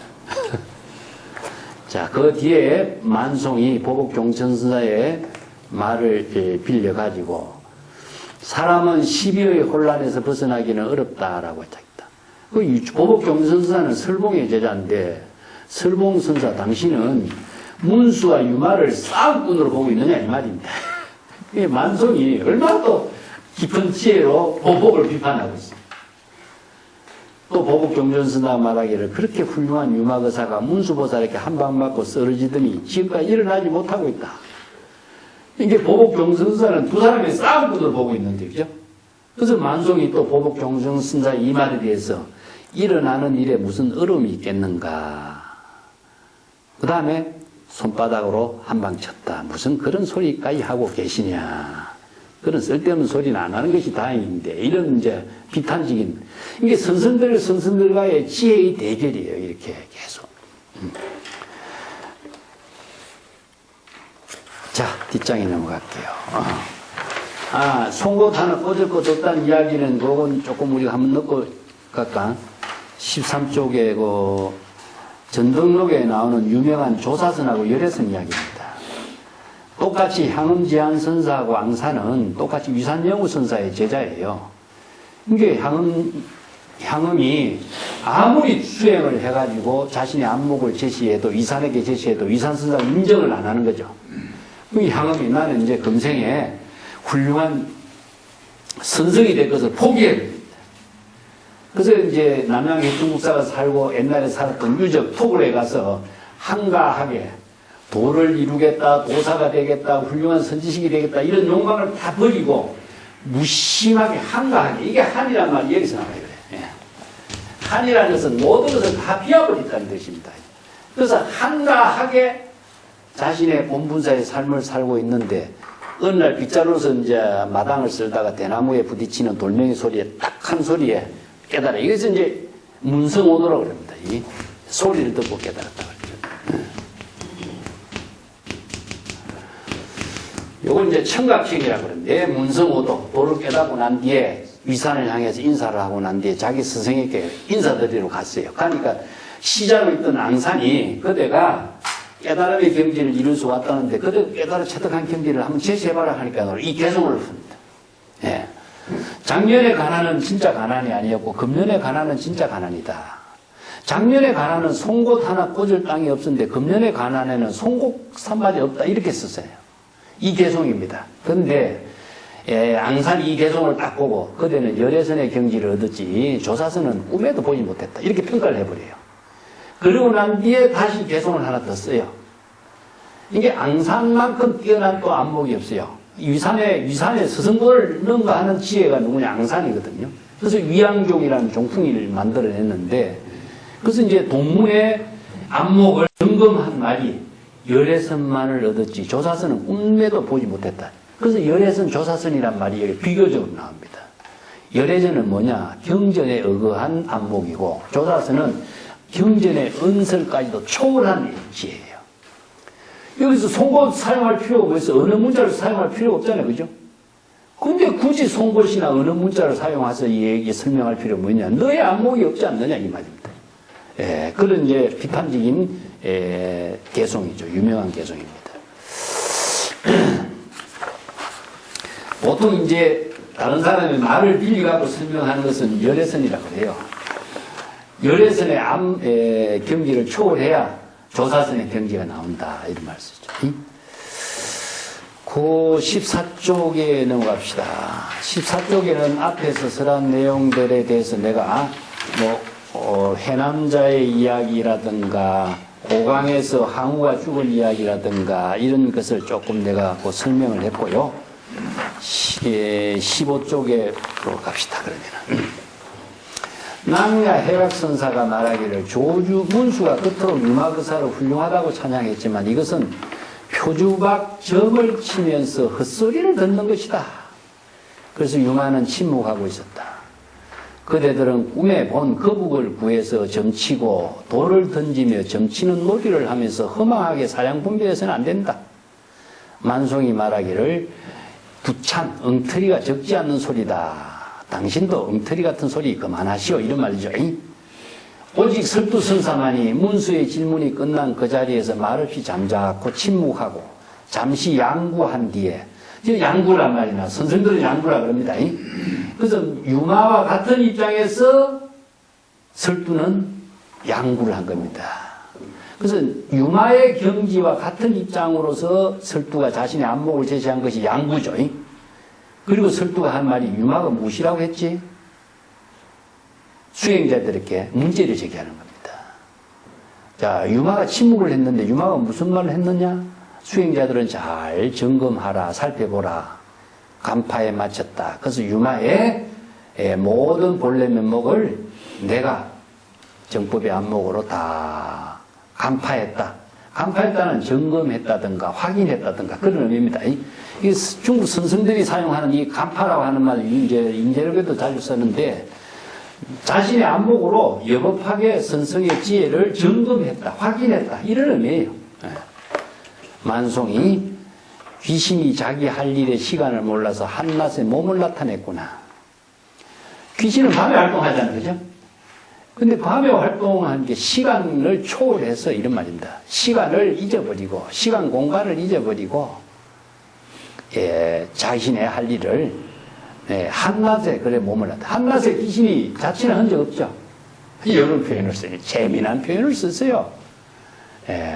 이게 뭐냐면은 은유적인, 비유적인 말을 사용해가지고 코멘트 하는 거죠. 이렇게 한참 생각해야 이 말이 무슨 말인지 이해가 돼요.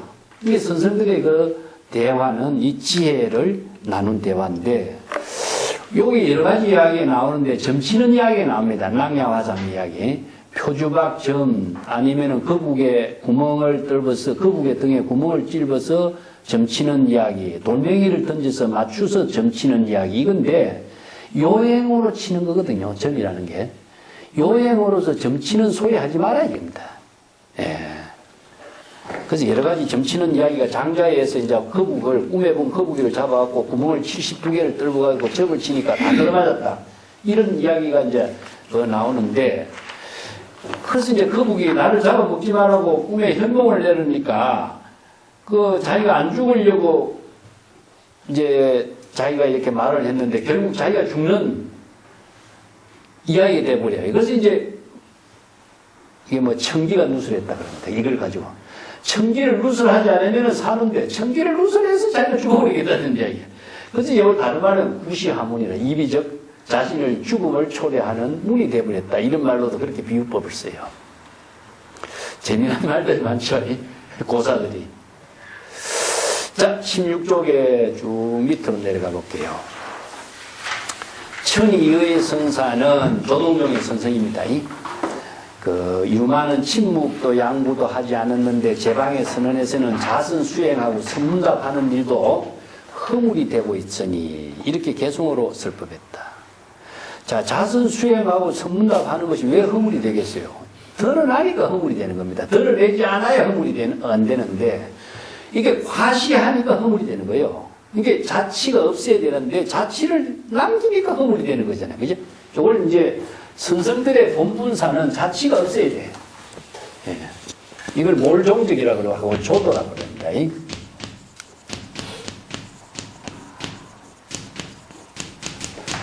근데 침묵이라고 하는 것은 자치가 없잖아요. 그죠? 침묵을 언어로서 드러내니까 자치가 남아버리잖아요. 그러니까 자선 수행하고 참선 수행하고 선문답을 하고 전부 다 자기 본분사로서 하면은 자치가 없는데 이게 언어 문자의 대상 경계로서 이야기하다 보니까 자치가 남아버린 거죠. 그 양구라고 하는 말도 침묵인데 이 자치가 없어야 되는데 중국 선생들이 양구가 뭔가 대단한 것처럼 생각하고 양구를 가지고 선문답을 해요. 그 이야기는 재미난 이야기가 나옵니다. 어떤 수행성이 제 방에서 선언해서 선문답하는 것을 보니 유마가 침묵하는 일을 가지고 양구라고 이해를 하고 있었다. 그것도 어떤 수행성이 거의 스승에게 질문해요. 선사들의 언어에 양구란 말이 많이 나오는데 그 양구는 누구입니까? 하니까 스승이 이것은 양씨 집의 8째 동생이야. 이렇게 대답합니다. 양구의 진정한 의미를 모르고 양구란 말만 가지고 선생들이 떠벌리고 있는 거예요. 사실상. 부처의 진정한 의미를 모르고 부처란 말을 가지고 떠벌리고 있는 것을 이렇게 비유한 거예요. 침묵이 부처의 지혜작용이 있잖아요. 그죠? 본신의 지혜작용인데 침묵이 뭐 있는 것처럼 부처가 뭐인 것처럼 깨달음이 무엇인 것처럼 그걸 가지고 논의를 하고 있으니까 뭡니까? 자치나 흔적이 남아버려요. 원래는 자치나 흔적이 없는 본분사의 명이 선문답이 돼야 되는데 자선 수행 안에 한 경지를 이루었다는 뭐든 자기가 선지식이냐 막 떠버리면서 자치나 흔적을 남기니까 이런 문제가 남았다 이겁니다. 그 양구가 누구입니까? 하니까 양씨 집의 8째 아들이다 그래요. 자, 양구의 본질하고는 전혀 관계없는 것 같고 양구를 이야기하고 있는 거죠. 그죠? 유마의 침묵하고 전혀 관계없는 것 가지고 그것을 자기가 이러쿵 저러쿵 설법하고 논의하고 주제로 삼고 살고 있는 것이 선생들의 모습이다. 참 안타까운 모습은 이걸 지금 비유한 겁니다. 자, 이 이야기는 많은 사람들의 웃음거리가 되었으니 천이선사 개송 후반에 두 구절은 매우 특이하고 기발한 게 읊었는데 치목은 칼집 속에서 차가운 기운을 내뿜으니 외도 천마의 목을 모두 베어버렸다. 자, 칼을 빼서 친 것이 아니라 칼을 빼지도 않고 친 겁니다. 이게 침묵이에요. 예. 그래서 이제 칼을 빼서 쳤다면 자치는 흔적이 남았는데 칼을 빼지도 않고 치니까 어떻습니까? 자치는 흔적이 없는 거예요. 이게 침묵을 이렇게 표현한 거죠. 그래서 이 침묵에 대해서 천이 의해선사가 아주 기발한 안목으로 설법을 개송으로 읊었다. 이런 말이죠. 예, 만송이 말한 이를, 만송은 여기 한 수 더 떠요.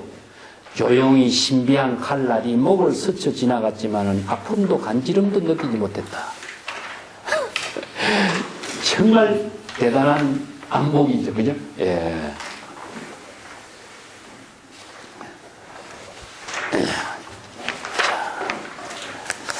이 선생들은 시간과 공간을 초월해서 지혜의 대화를 하고 지혜의 대결을 하기 때문에 우리가 지금 여기서 똑같이 선생들의 지혜와 함께 동참을 할 수 있는 거죠. 자, 17쪽에 가겠습니다. 자, 이 개송에 대해서 유마부리법문에 대해서 백운수단 선사가 또 읊은 개송을 여기 소개를 하고 있어요. 한 개, 두 개, 백천만 개, 손가락으로 꼽으면서 응구를 세워도 끝날 줄 모른다. 잠시 어두운 창 밑에 제쳐두었다가 내일 다시 그대와 계산해보자. 자, 백운수단 선사는 부리법문에 대해서 문수와 보살들과 유마거사의 대화를 이 개송 한 구절로 읊어버린 거죠. 자, 한 개, 두 개, 백천만 개 손가락으로 꼽아서 부리법문을 아무리 설명한다 해도 부리법문은 끝나질 않아요.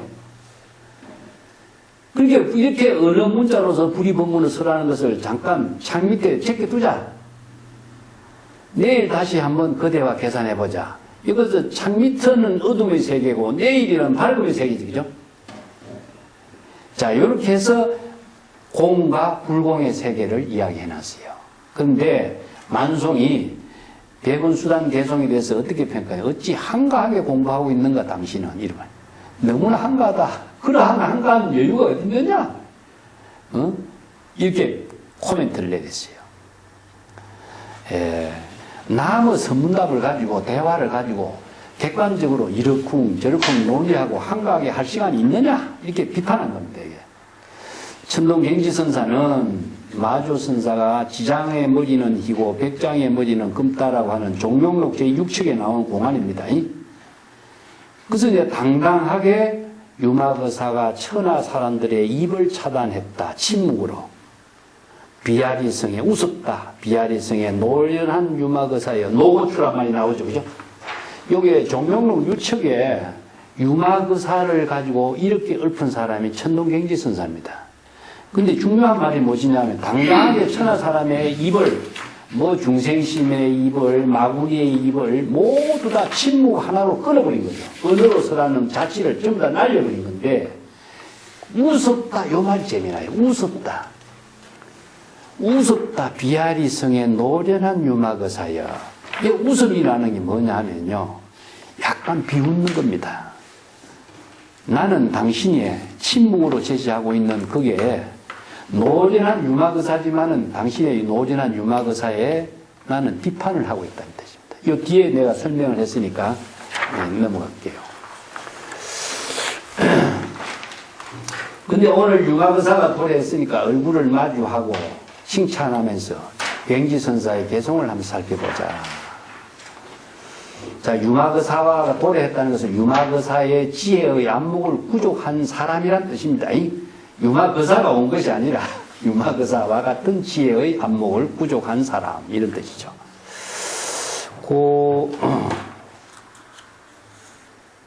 종명록 제6척에 대해서는 내가 거기다가 중간에 벽암록 제73칙, 종명록 제6칙 있는 자료가 마조오록에서 전하는 유명한 이야기죠. 마조하고 이제 서당지장은 마조의 수제자입니다. 수제자. 근데 수제자인데 서당지장의 제자는 우리가 신라의 구산선문 선생들이 다 전해받았어요. 중국에서는 그 서당지장의 법을 이은 사람이 중국 땅에서 활약한 역사가 별로 없어요. 근데 서당이라고 하는 것은요, 제가 지난번에 얘기했지만 동당과 서당이 있는데 선언에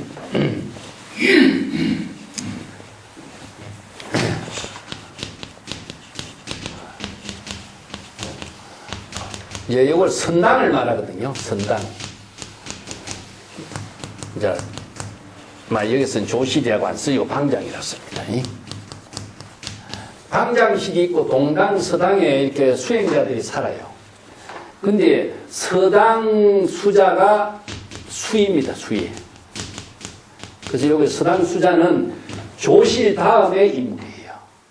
그래서 이제 서당이 수이기 때문에 서당 지장 선사는 마조 문화의 최고의 선성이라는 뜻입니다. 마조의 제1인자 제자예요. 그래서 10대 제자의 첫 번째 이름에 들어가는 것이 서당지장인데 서당지장의 문화의 수행성들이 우리가 신라의 구산선문의 선성들이 다 받아와 버려요. 3명이나 받아, 3명이나. 그렇기 때문에 중국 땅에는 서당지장의 제자들이 활약한 것이 별로 없어요. 그래서 이제 서당지장하고 여기에 마조의 10대 제자의 그 백장이라는 인물이라든가 남전이라는 인물은 비문에 이름조차 없습니다.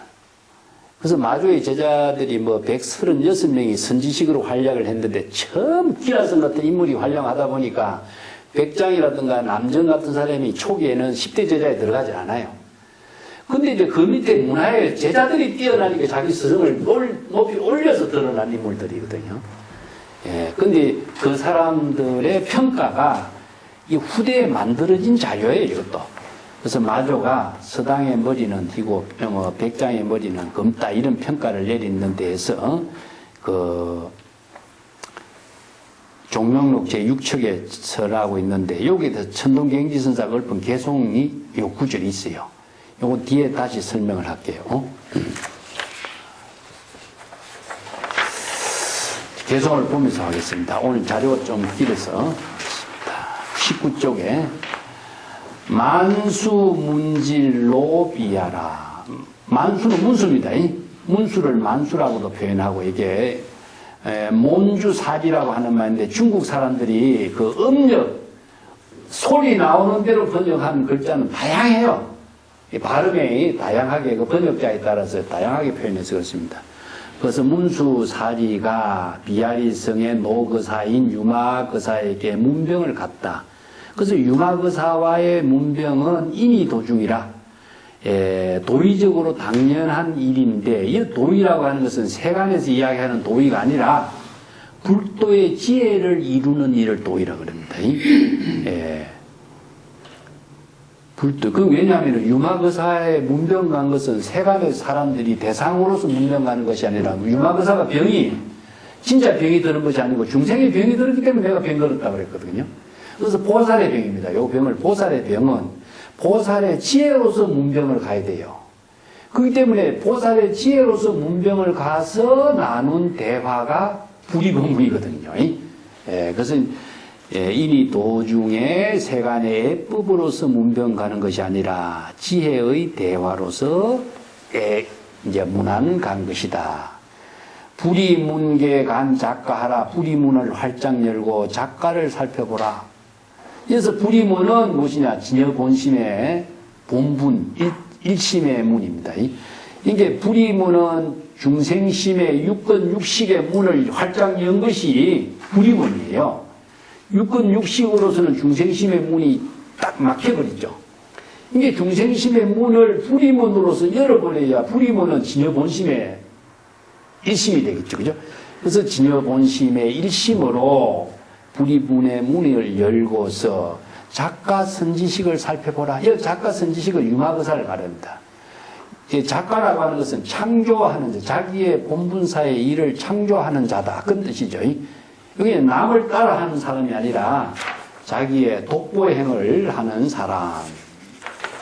내가 뒷장에 설명을 좀 해놨지 싶은데 20페이지 넘어봅시다. 이제 선생들의 그 독보행을 우리가 수타니파트 같은 경우는 무소의 뿔처럼 이런 말이 있죠. 무소의 뿔처럼 홀로 가라 이런 말을 쓰는데 전등록에 그 동안상철선사 유명한 개송이 있습니다. 장부계율 충천지지요. 막향열의 행처의 행이라 이 말씀입니다. 장부는 대장부는 남의 길을 따라가는 사람이 아니다. 자기의 독자적인 안목으로 독보행을 하는 사람이다. 이걸 단소독보라고 그래요. 단소독보라고 하는데 푸른 창공에 독창적인 삶을 창조해서 사는 사람이다. 이런 말을 작가라고 그럽니다. 그래서 오늘날 원래 이 작가라고 하는 말이 선어입니다. 선어. 선성들의 그 작가 선지식이란 말에서 나왔는데 오늘날 우리가 뭐 글을 쓴 사람을 작가라고 이렇게 표현하는 말이 되겠죠.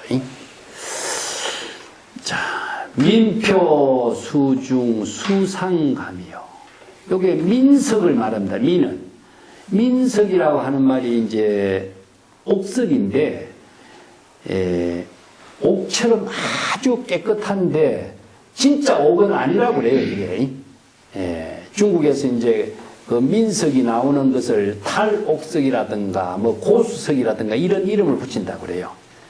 근데 옥석 그 가운데에 진짜 옥을 감추고 있는 모습이 누구냐? 바로 유마거사를 이야기합니다. 그래서 옥은 진여 본심을 비유했는데 진여 본심 가운데도 순수한 진여 본심의 지혜를 구사하는 사람이 누구냐?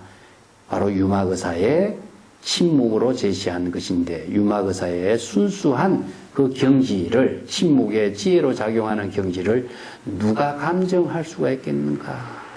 자, 안목이 없는 사람은 유마거사의 불이법문의 청정한 지혜의 본심을 간파할 수 있겠느냐 이런 말이죠.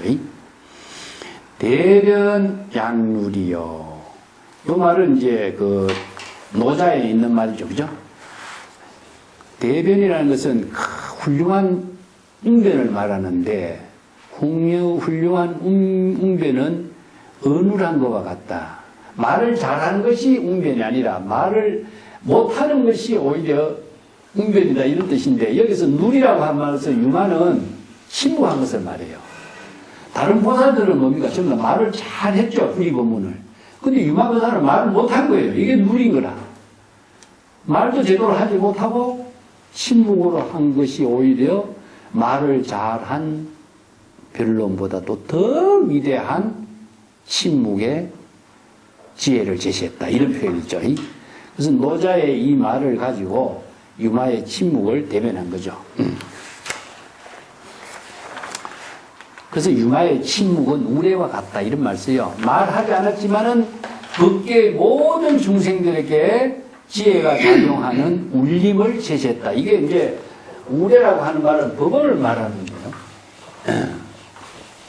천둥 우레는 법음이라 자연의 음이라 그래요. 자연의. 네. 본심, 자연의 음을 법음이라고 하는데 이걸 이제 범음이라고도 해요. 범음이라고 하는 말을 우리가 가지고 우리나라 사람들이 이제 중국에서는 범패라고 했습니다. 범패. 그래서 연구를 하는 것을 범패라고 그러거든요. 연구. 그래서 연구는 부처의 지혜를 깨달음으로 이룬 소리이기 때문에 우리가 남아미 탑을 하는 것은 자신의 소리가 아니라 이것은 자신의 본심에 여법한 부처의 지혜의 소리라는 거예요. 그래서 연불이라고 그래요. 그래서 연불을 바로 이제 범패 연불이라고 하는데 이 법업은 법계의 모든 중생과 하나된 목소리를 전해요. 그렇기 때문에 법계 일상의 지혜를 전하는 소리이기 때문에 바로 유마의 침묵은 우레와 같다. 이런 말씀입니다.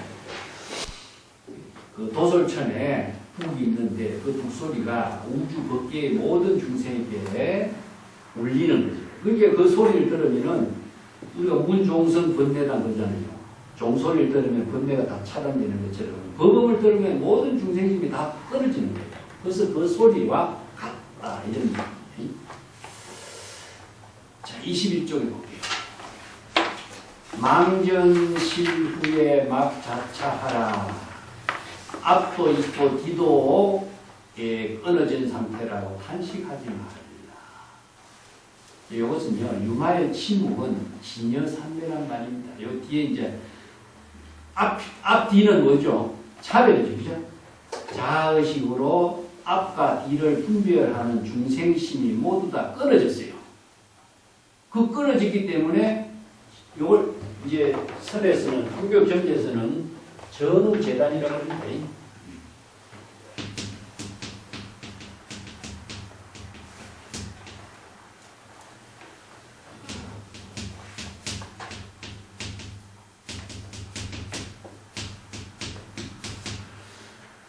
앞과 뒤라고 하는 것은 중생심의 차별 분별이 끊어집니다. 그래서 이제 자타, 또 선악, 부모. 그래서 이제 선악을 도막사량하라, 부모 미생 이전에 본래 면목을 체득하라. 이제 전후가 끊어진 상태니까 자의식으로 앞뒤, 선악, 좌우, 부모, 차별, 분별심이 끊어졌으니까 이건 본래 면목이 되겠죠. 그래서 본래 면목을 체득한 경지를 전후가 끊어진 경지라고 해요. 여기 이제 삼배를 이렇게 표현해요. 참 중국 사람들이 불교에서 제시하고 있는 진열법을 가지고 여러 가지로 설명을 하고 있어요. 이 문제는 뒤에 영가집에 나오는 구절을 가지고 읊고 있습니다. 영가집에 앞도 있고 뒤도 잊었다. 이 말은 영가집의 사마타 소입니다. 사마타는 삼매의 개소인데 앞에서 망념이 소멸하고 이어지지 않고 뒤에서 망념이 일어나서 또 다른 번뇌 망념을 이끌지 않게 되어 앞뒤로 번뇌 망념이 상속하는 일이 끊어지니 중간에 홀로 진여 본심이 저절로 지혜로 작용하게 됩니다. 이 말이에요.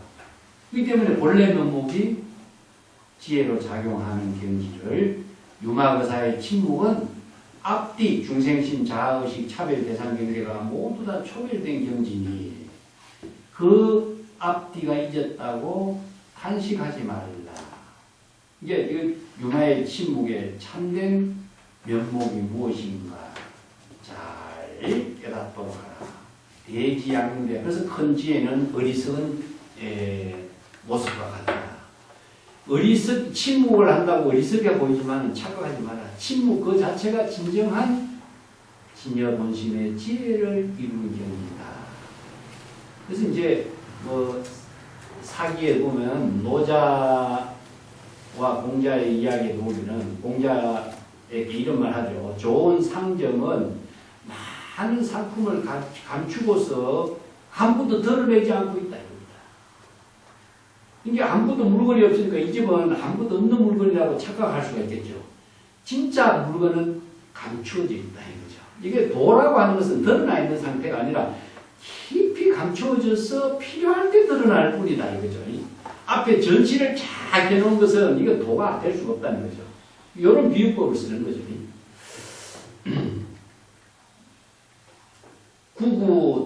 구구투박해요 초정 빈사로다. 요 말은 이제 고사를 빌려가지고 문수의 그 불의법문을 설한 내용을 이제 문수하고 32명의 고사이 불의법문의 지혜를 제시하는 것을 이렇게 읊었습니다. 후구하게 하는 것은 여러 번, 매번, 이 박이라는 것은 박옥이라고 해서 그 순수한 옥을 말합니다. 가공하지 않은 옥을 변화라고 하는 사람이 초나라 여왕과 문왕에게 자기가 아주 귀중한 그 옥을 주워갖고 올렸는데 여왕과 이제 문왕이 옥 감정하는 사람들에게 시험을 시켜. 진짜 옥인가 해보니까 옥 감정하는 사람이 이거 그냥 돌입니다. 그래서 무시해버린 거죠. 그러니까 이놈이 황제를 속이는 말을 했다고 해서 발목을 잘라버립니다. 그래서 여왕에게 발목을 하나 잘리고 문왕에게 발목이 잘려요. 그래서 매번 이런 말이에요. 아무리 변화가 좋은 옥석이라고 올리도 옥을 감정할 줄 아는 안목이 있는 사람이 없다 보니까 자신이 형벌을 받는 거죠. 요걸 읊었어요. 그래서 문수가 아무리 훌륭한 불의법문에 옥석을 올렸지만 뭡니까?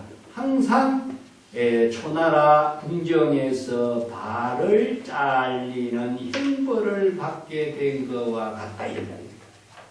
그래서 옥석은 불의법문의 경지, 깨달음의 경지를 말했는데 그 안목이 있는 사람이 그걸 알아보지 못하면 어떻습니까?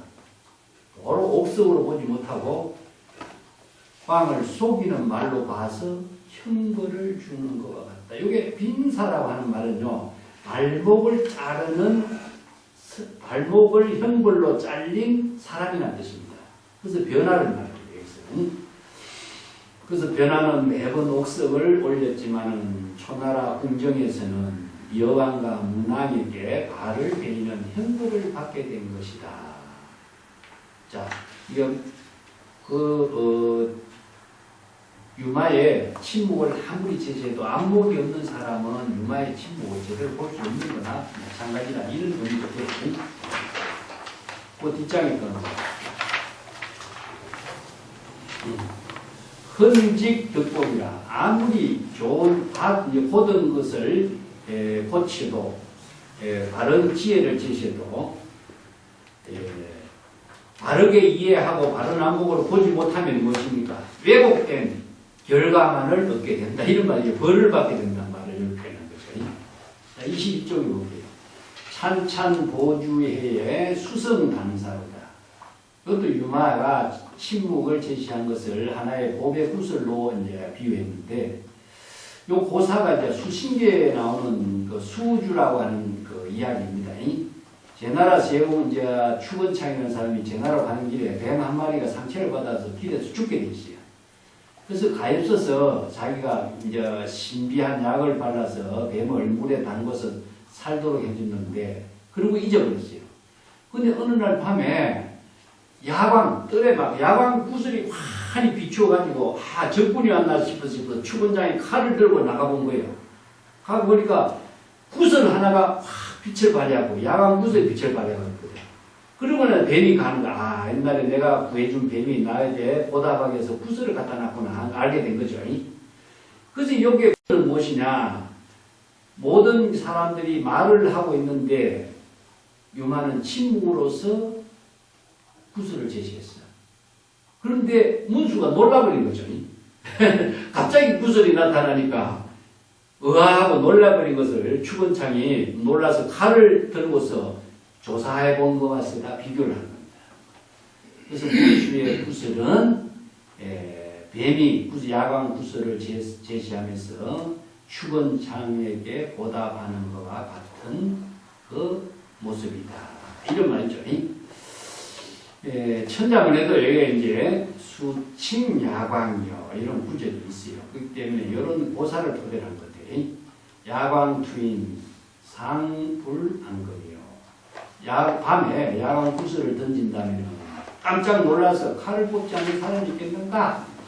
자, 유마거사가 갑자기 침묵을 제시해서 야광 구슬을 제시하니까 문수보살이 깜짝 놀란 모습을 이런 비유법으로서 계속 올려줍니다. 휴 전파하라. 이것은 이제 많은 사람들이 유마의 침묵에 대해서 자의식의 중생심으로 이렇게 점검해서 알려고 하지 마라. 자, 다행히 원래부터 행자완전이라 모든 구설, 원래 면목은 원래부터 완전하게 부족되어 있다는 사실을 알아야 합니다. 대상으로 원래 면목의 경지를 이해하려고 해서는 안 된다 이런 의미죠. 절자하라. 자라는 것은 하자와 같은 말입니다. 옥석에는 티가 끊어진 경지다. 우리 본래 면목에는 자성 청정심이기 때문에 번뇌망령 티끌이 전혀 없는 상태라고 하는 사실인데 그 본래 면목을 깨닫도록 제시한 것이 바로 유마의 침묵의 법문이었다. 1인 지점이요. 마음대로 본래 면목의 지혜가 부족된 사실을 스스로 잘 점검해 보도록 하라. 이런 이제 개송을 이제 수행자들에게 제시했습니다. 하고 마지막에 한 구절이 뭐냐면 속기 혼년 욕 자자라. 각 자자라. 유마의 침묵은 중생심으로 사량 분별하는 이체 번뇌 망념의 속기가 혼무 완전히 없어진 경지다. 이체 개공의 경지입니다.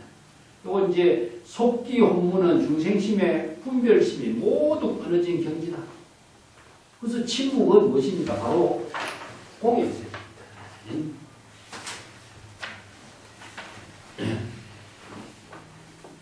자, 이걸 이제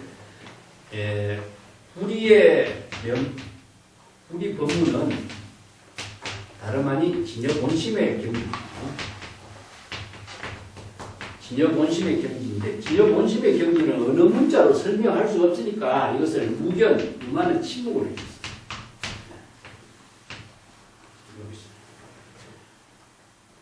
무견이다. 그 무견은 무엇이냐면 중생심의 번뇌망념이 모두 끊어진 상태죠. 이게 공의 상태예요. 그래서 이제 자의식과 대상 경계가 모두 끊어진 거죠. 그렇기 때문에 중생심의 번뇌망념이 끊어진 경지를 무견, 침묵으로 제시한 겁니다. 그래서 속기가 완전히 끊어졌다. 이렇게 표현해요. 그런데 그 뒷구절이 있어요. 뭐냐? 각 교자로다. 교자라고 하는 것은 뭔가 조금 부족하다, 미흡하다는 뜻입니다. 뭔가 좀 아쉬운 점이 부족하다. 자, 요게 천동뱅기의 안목이에요. 유마에 대해서, 유마의 침묵에 대해서 모든 사람들이 칭찬만 많이 했는데 유마의 침묵의 문제점을 지적한 사람은 여기 천동뱅기밖에 없어요. 뭐가 부족하냐? 뭐가 부족할까요? 불공으로 제시하고 있는 이 점이 부족해요. 그래서 이제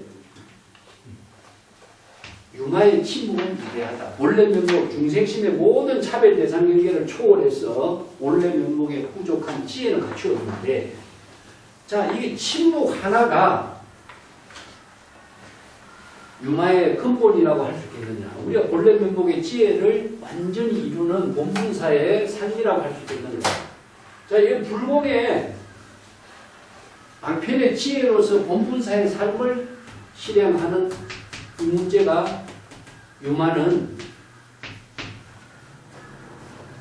제시하지 못하고 있지 않느냐. 이 점이 아쉽다. 그래서 이 부족한 점을 계속 올려봤어요. 뭐 조금 더 볼게요. 속기는 완전히 없어졌는데 그래도 약간 미흡하다. 예. 그래서 이제 상상반인의 실지다이로다. 외관상으로 우리가 사람들 보면은 그 사람의 본분의 본래 면목의 지혜와 덕과 인격을 보지 못하는 점은 잃어버리게 된다. 이렇게 표현해요. 우리가 사람을 이제 보는 모습만 보는 거죠. 바깥 모습만 보지 그 사람이 지니고 있는 위대한 덕상의 힘을 우리가 보지 못한다 이거죠. 그래서 유마의 침묵만을 보면은 유마가 지니고 있는 그 본래 면목의 지혜를 우리가 보지 못하는 수가 있다. 그래서 많은 사람들이 유마의 침묵에만 빠져 있다. 그래서 유마의 본래 면목의 살림살이는 뭐냐? 이게 아쉽다 이겁니다. 그래서 유마의 본래 면목의 살림살이가 제시하지 않는 점이 아쉽다 이거죠. 그 점을 천동경지선서가 깨뜨려 본 거죠. 그래서 여기에 이 개송이 다른 어떤 선성들의 경전에서 천동경지와 같은 안목을 제시한 사람이 없어요. 그 뒷장에 넘어갑시다. 제가 조금 설명했습니다. 24쪽에 천동경지선사는 유마가 침묵으로 제시한 불이법문은 자아의식의 중생심과 대상경제까지 초월하는 아공, 법공의 경지를 이루고 진여일심의 청정한 명주를 체득한 경지라고 할지라도 뭔가 약간 미흡하고 부족한 점이 있다. 즉 유마거사의 침묵은 자아의식의 중생심, 망념을 초월해서 향상의 화두문을 제시했지만 방편의 지혜를 본분사로 실행하는 향하의 방행문은 분명하지 못해서 아쉬운 점입니다. 그래서 이제 제6칙에 천동경지선사가 당당하게 천하 사람들이 입을 차단했다. 침묵으로 모든 입을 막았는데 우습다 비아래승의 노련한 유마거사요. 이렇게 읊은 것은 유마의 침묵은 문수보살 모든 보살들의 은설을 시비를 말문을 차단했어요. 그런데 우습다 유마 비아리승의 노련한 유마거사 이것은 뭐냐? 아쉬운 점이 있다 이거죠. 그 아쉬운 점이 무엇이냐? 요걸 만송은 어떻게 지덕 일벌이요. 한쪽 말두. 일벌이라는 것은 한쪽만 체득한 거죠. 이게 뭐냐면 공과 불공을 다 제시해서 본분사로 살아야 되는데 예? 유마는 공의 부분 한쪽만을 제시했다.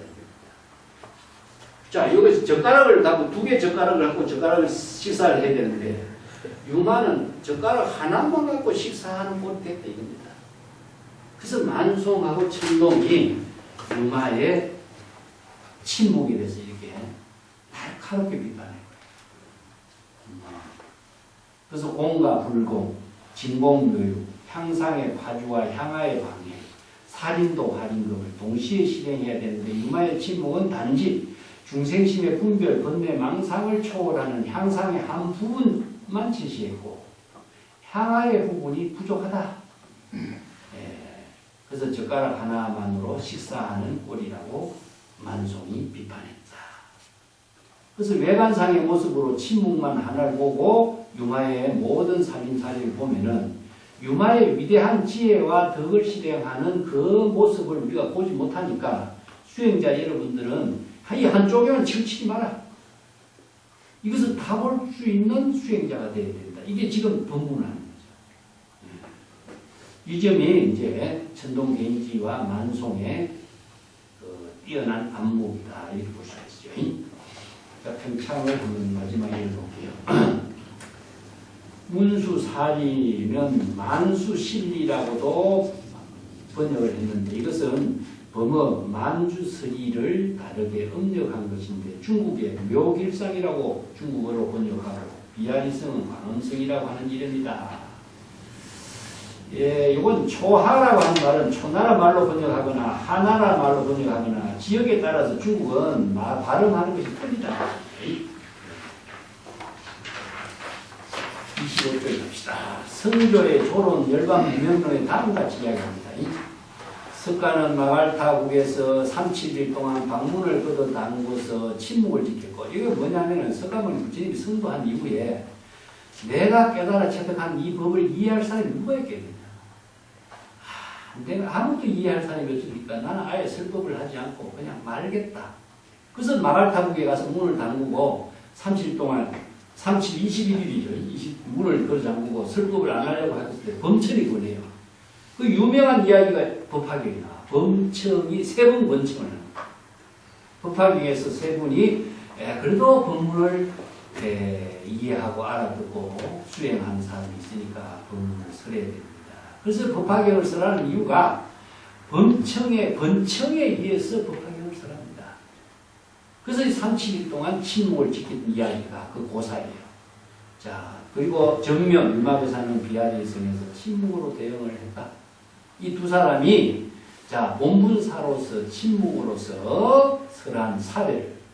근데 수보리는 지혜죠. 수보리는 설법을 무설로서 불도를 힘창했고, 제석과 범천왕은 은설의 법문을 들은 대상 없이 법문을 들었다고 하면서 고삐를 내려서 수보리에게 공양을 올렸으니 이 모두가 불법의 이치는 마음으로 깨달아 체득했다는 뜻이다. 그래서 비록 입으로는 침묵했지만 어찌 말로서 설한 것이 없다고 할 수 있겠는가? 말로서 능히 다 말할 수 없는 것을 말한다. 말로서는 불법의 모든 것을 말할 수 없다라는 사실을 침묵으로 이야기했을 뿐이다. 이런 이야기죠. 이게 조론에 나옵니다. 이 조론의 성교의 조론이 참 조론이라고 하는 작품은 어렵기도 하지만 성교라고 하는 인물은 정말 구마라집의 제자에서 수제자죠. 중국 땅에 불법의 모든 그 기준을 이렇게 제시해주고 있어요.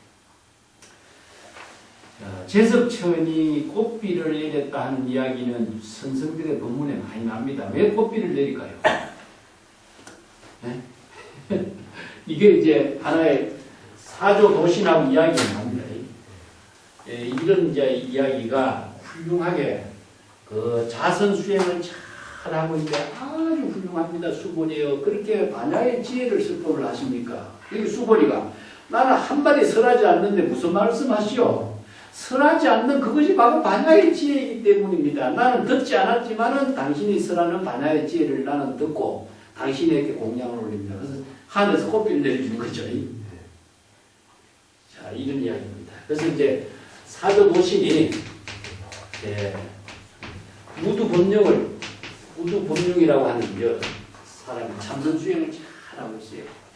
그래서 우두법령의 처소에 가서 우두법령이 자선 수행을 하면은 진성하고 새들이 항상 과일하고 꽃을 공양을 해요.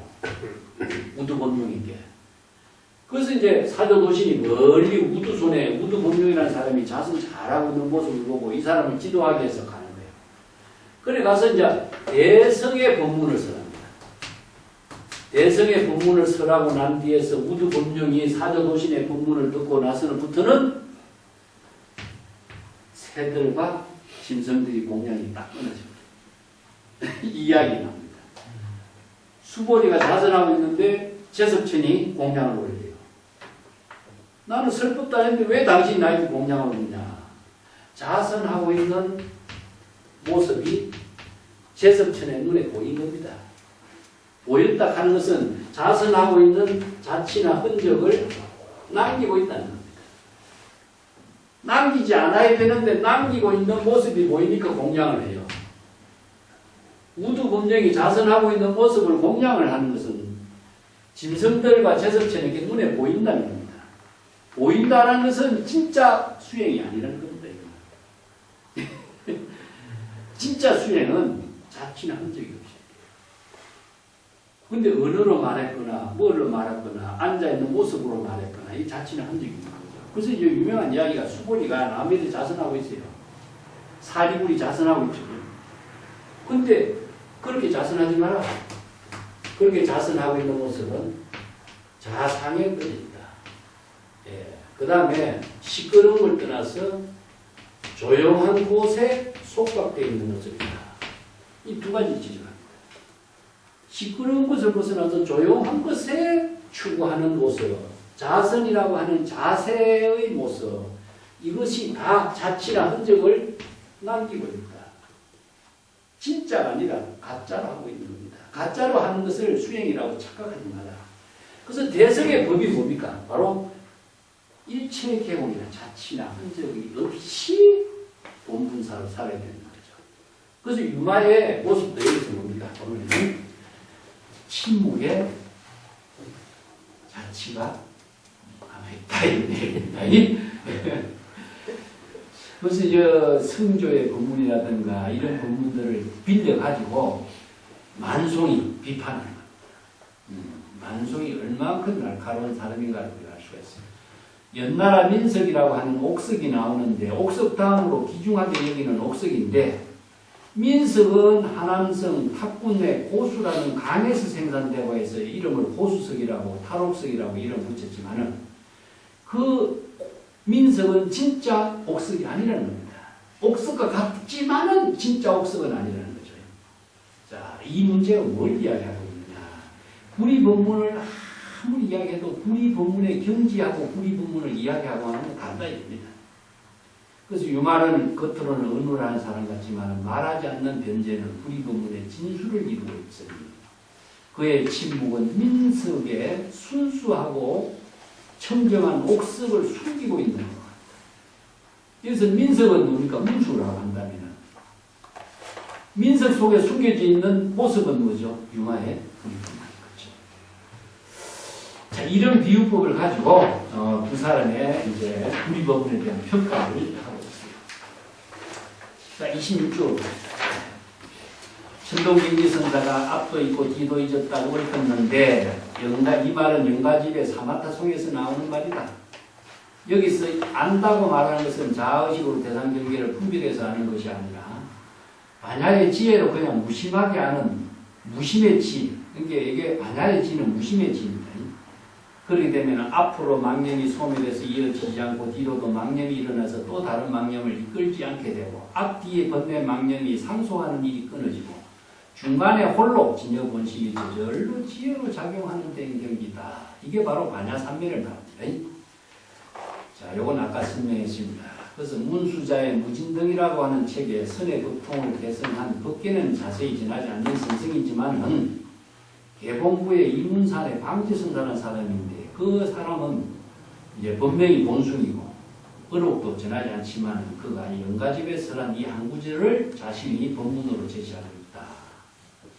근데 문수자는 이 한 구절의 본문이 영가집에 설한 것인 줄 모르고 본숭선사가 주장한 것이라고 말하고 있지만은 그건 잘못됐다.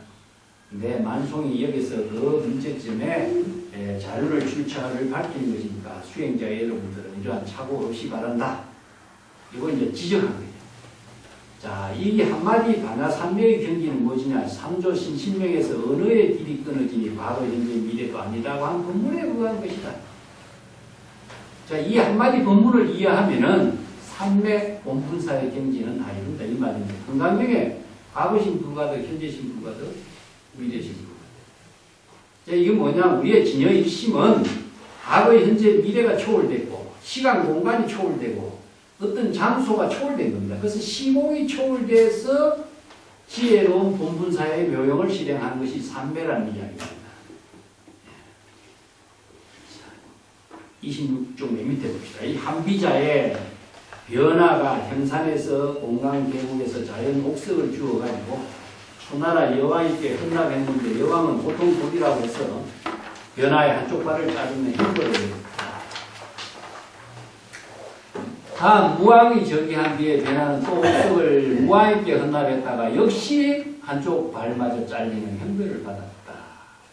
문왕이 저기한 뒤에 변하는 옥석을 다시 안고 형산 밑에 크게 울고 있었는데 문왕이 그 소식을 전해 듣고 왜 우는가?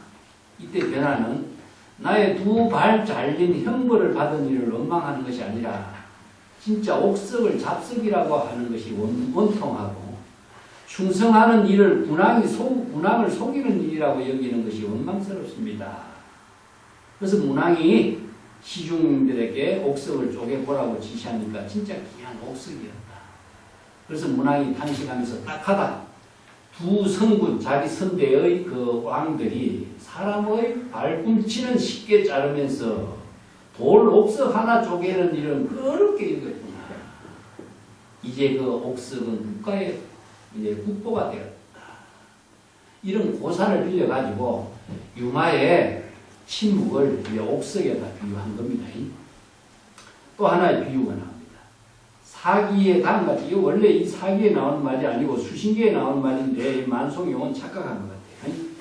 수나라의 제후 추원창이 제나로 가는 길에 뱀 한 마리가 상처 입고 죽어가는 모습을 보고 물에 씻은 뒤 신비한 약을 발라주고 갔는데 그 어느 날 밤 뜰에 이상한 광채가 나타나는 것을 보고 도적이라고 생각하고 칼을 뽑아 들고 가까이 가보니 뱀 한 마리가 구슬을 땅에 놓고 갔다.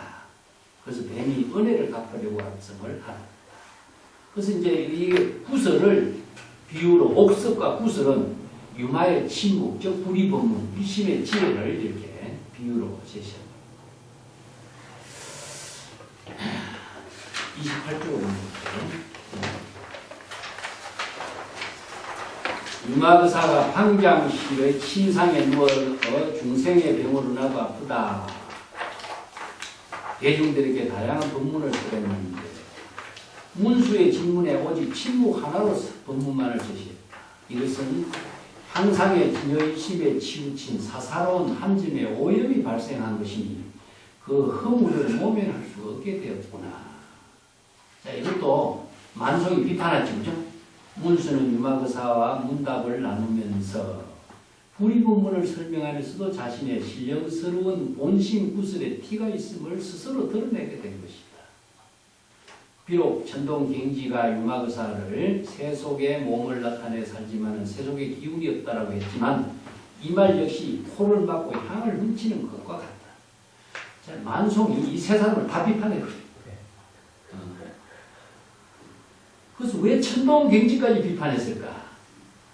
천동갱지가 공치사한 거다 이겁니다. 공치사. 천동갱지 선사가 문수를 개송을 읊은 것은 공치사한 것일 뿐이다. 이런 의미예요. 그 나머지 자료는 이제 근거 자료를 내가 제시한 것인데, 맨 밑에 28페이지 맨 밑에 벽암록의 요 똑같은 구절을 설두 선사 읊었어요. 계속. 설두 읊은 계속만 먼저 볼게요. 야 유만호인 중생을 위한 자비심으로 부질없이 고뇌하고 있구만. 비아리성에서 병을 누워 온몸이 모두 다 깡말랐다. 칠불조사 문수가 찾아왔으니 일실의 방을 자주 쓸고 불이법문을 청했다. 곧장 몸을 넘어뜨렸지만 몸이 넘어지지 않았으니 황금빛 사자를 찾을 곳이 없다. 이거 황금빛 사자는요, 유마의사를 비유해요. 유마의사 자치가 없다. 유마의사가 황금빛 사자로서 부처의 지혜로서 침묵을 제시했다. 이렇게 칭찬했거든요. 그래서 여기에 설두의 개성은요, 유마의사를 칭찬하는 개성으로 끝나요. 우리가 이제 중국의 어록에서 볼 적에 유마의사의 침묵을 정말 날카롭게 비판하고 유마의사의 침묵에서 볼 수 없는 세계를 볼 수 있는 지혜로 제시해주고 있는 사람은 천동갱지하고 만송도를 받았습니다. 그래서 많은 스승들이 똑같은 주제로 똑같이 설법을 하지만 설법하는 내용은 다 달라요. 그래서 이제 한 뿌리에서 나왔지만은 한 뿌리에서 출생했지만은 똑같이 죽지 않는다 이런 말을 써요. 선생들이. 죽음이라는 것은요, 자신의 삶을 지혜로서 펼치는 힘은 자신의 허무하게 죽지 않아요. 그게 이제 내가 지난번에 얘기했지만 사마천의 죽음 이야기했잖아요. 죽음은 누구나 죽지만 그 죽음을 그때 죽지 않다. 그것이 바로 지혜의 생명으로서 자신의 삶을 실현한 것을 그렇게 비유해요. 이것은 나중에 천천히 한번 읽어보시고, 오늘 유마경 전체의 내용이 핵심이라고 하는 부분이 불이법문이지만 불이법문에 대한 성성들의 안목을 한번 같이 검토하고 또 바른 지혜를 체득하는 공부를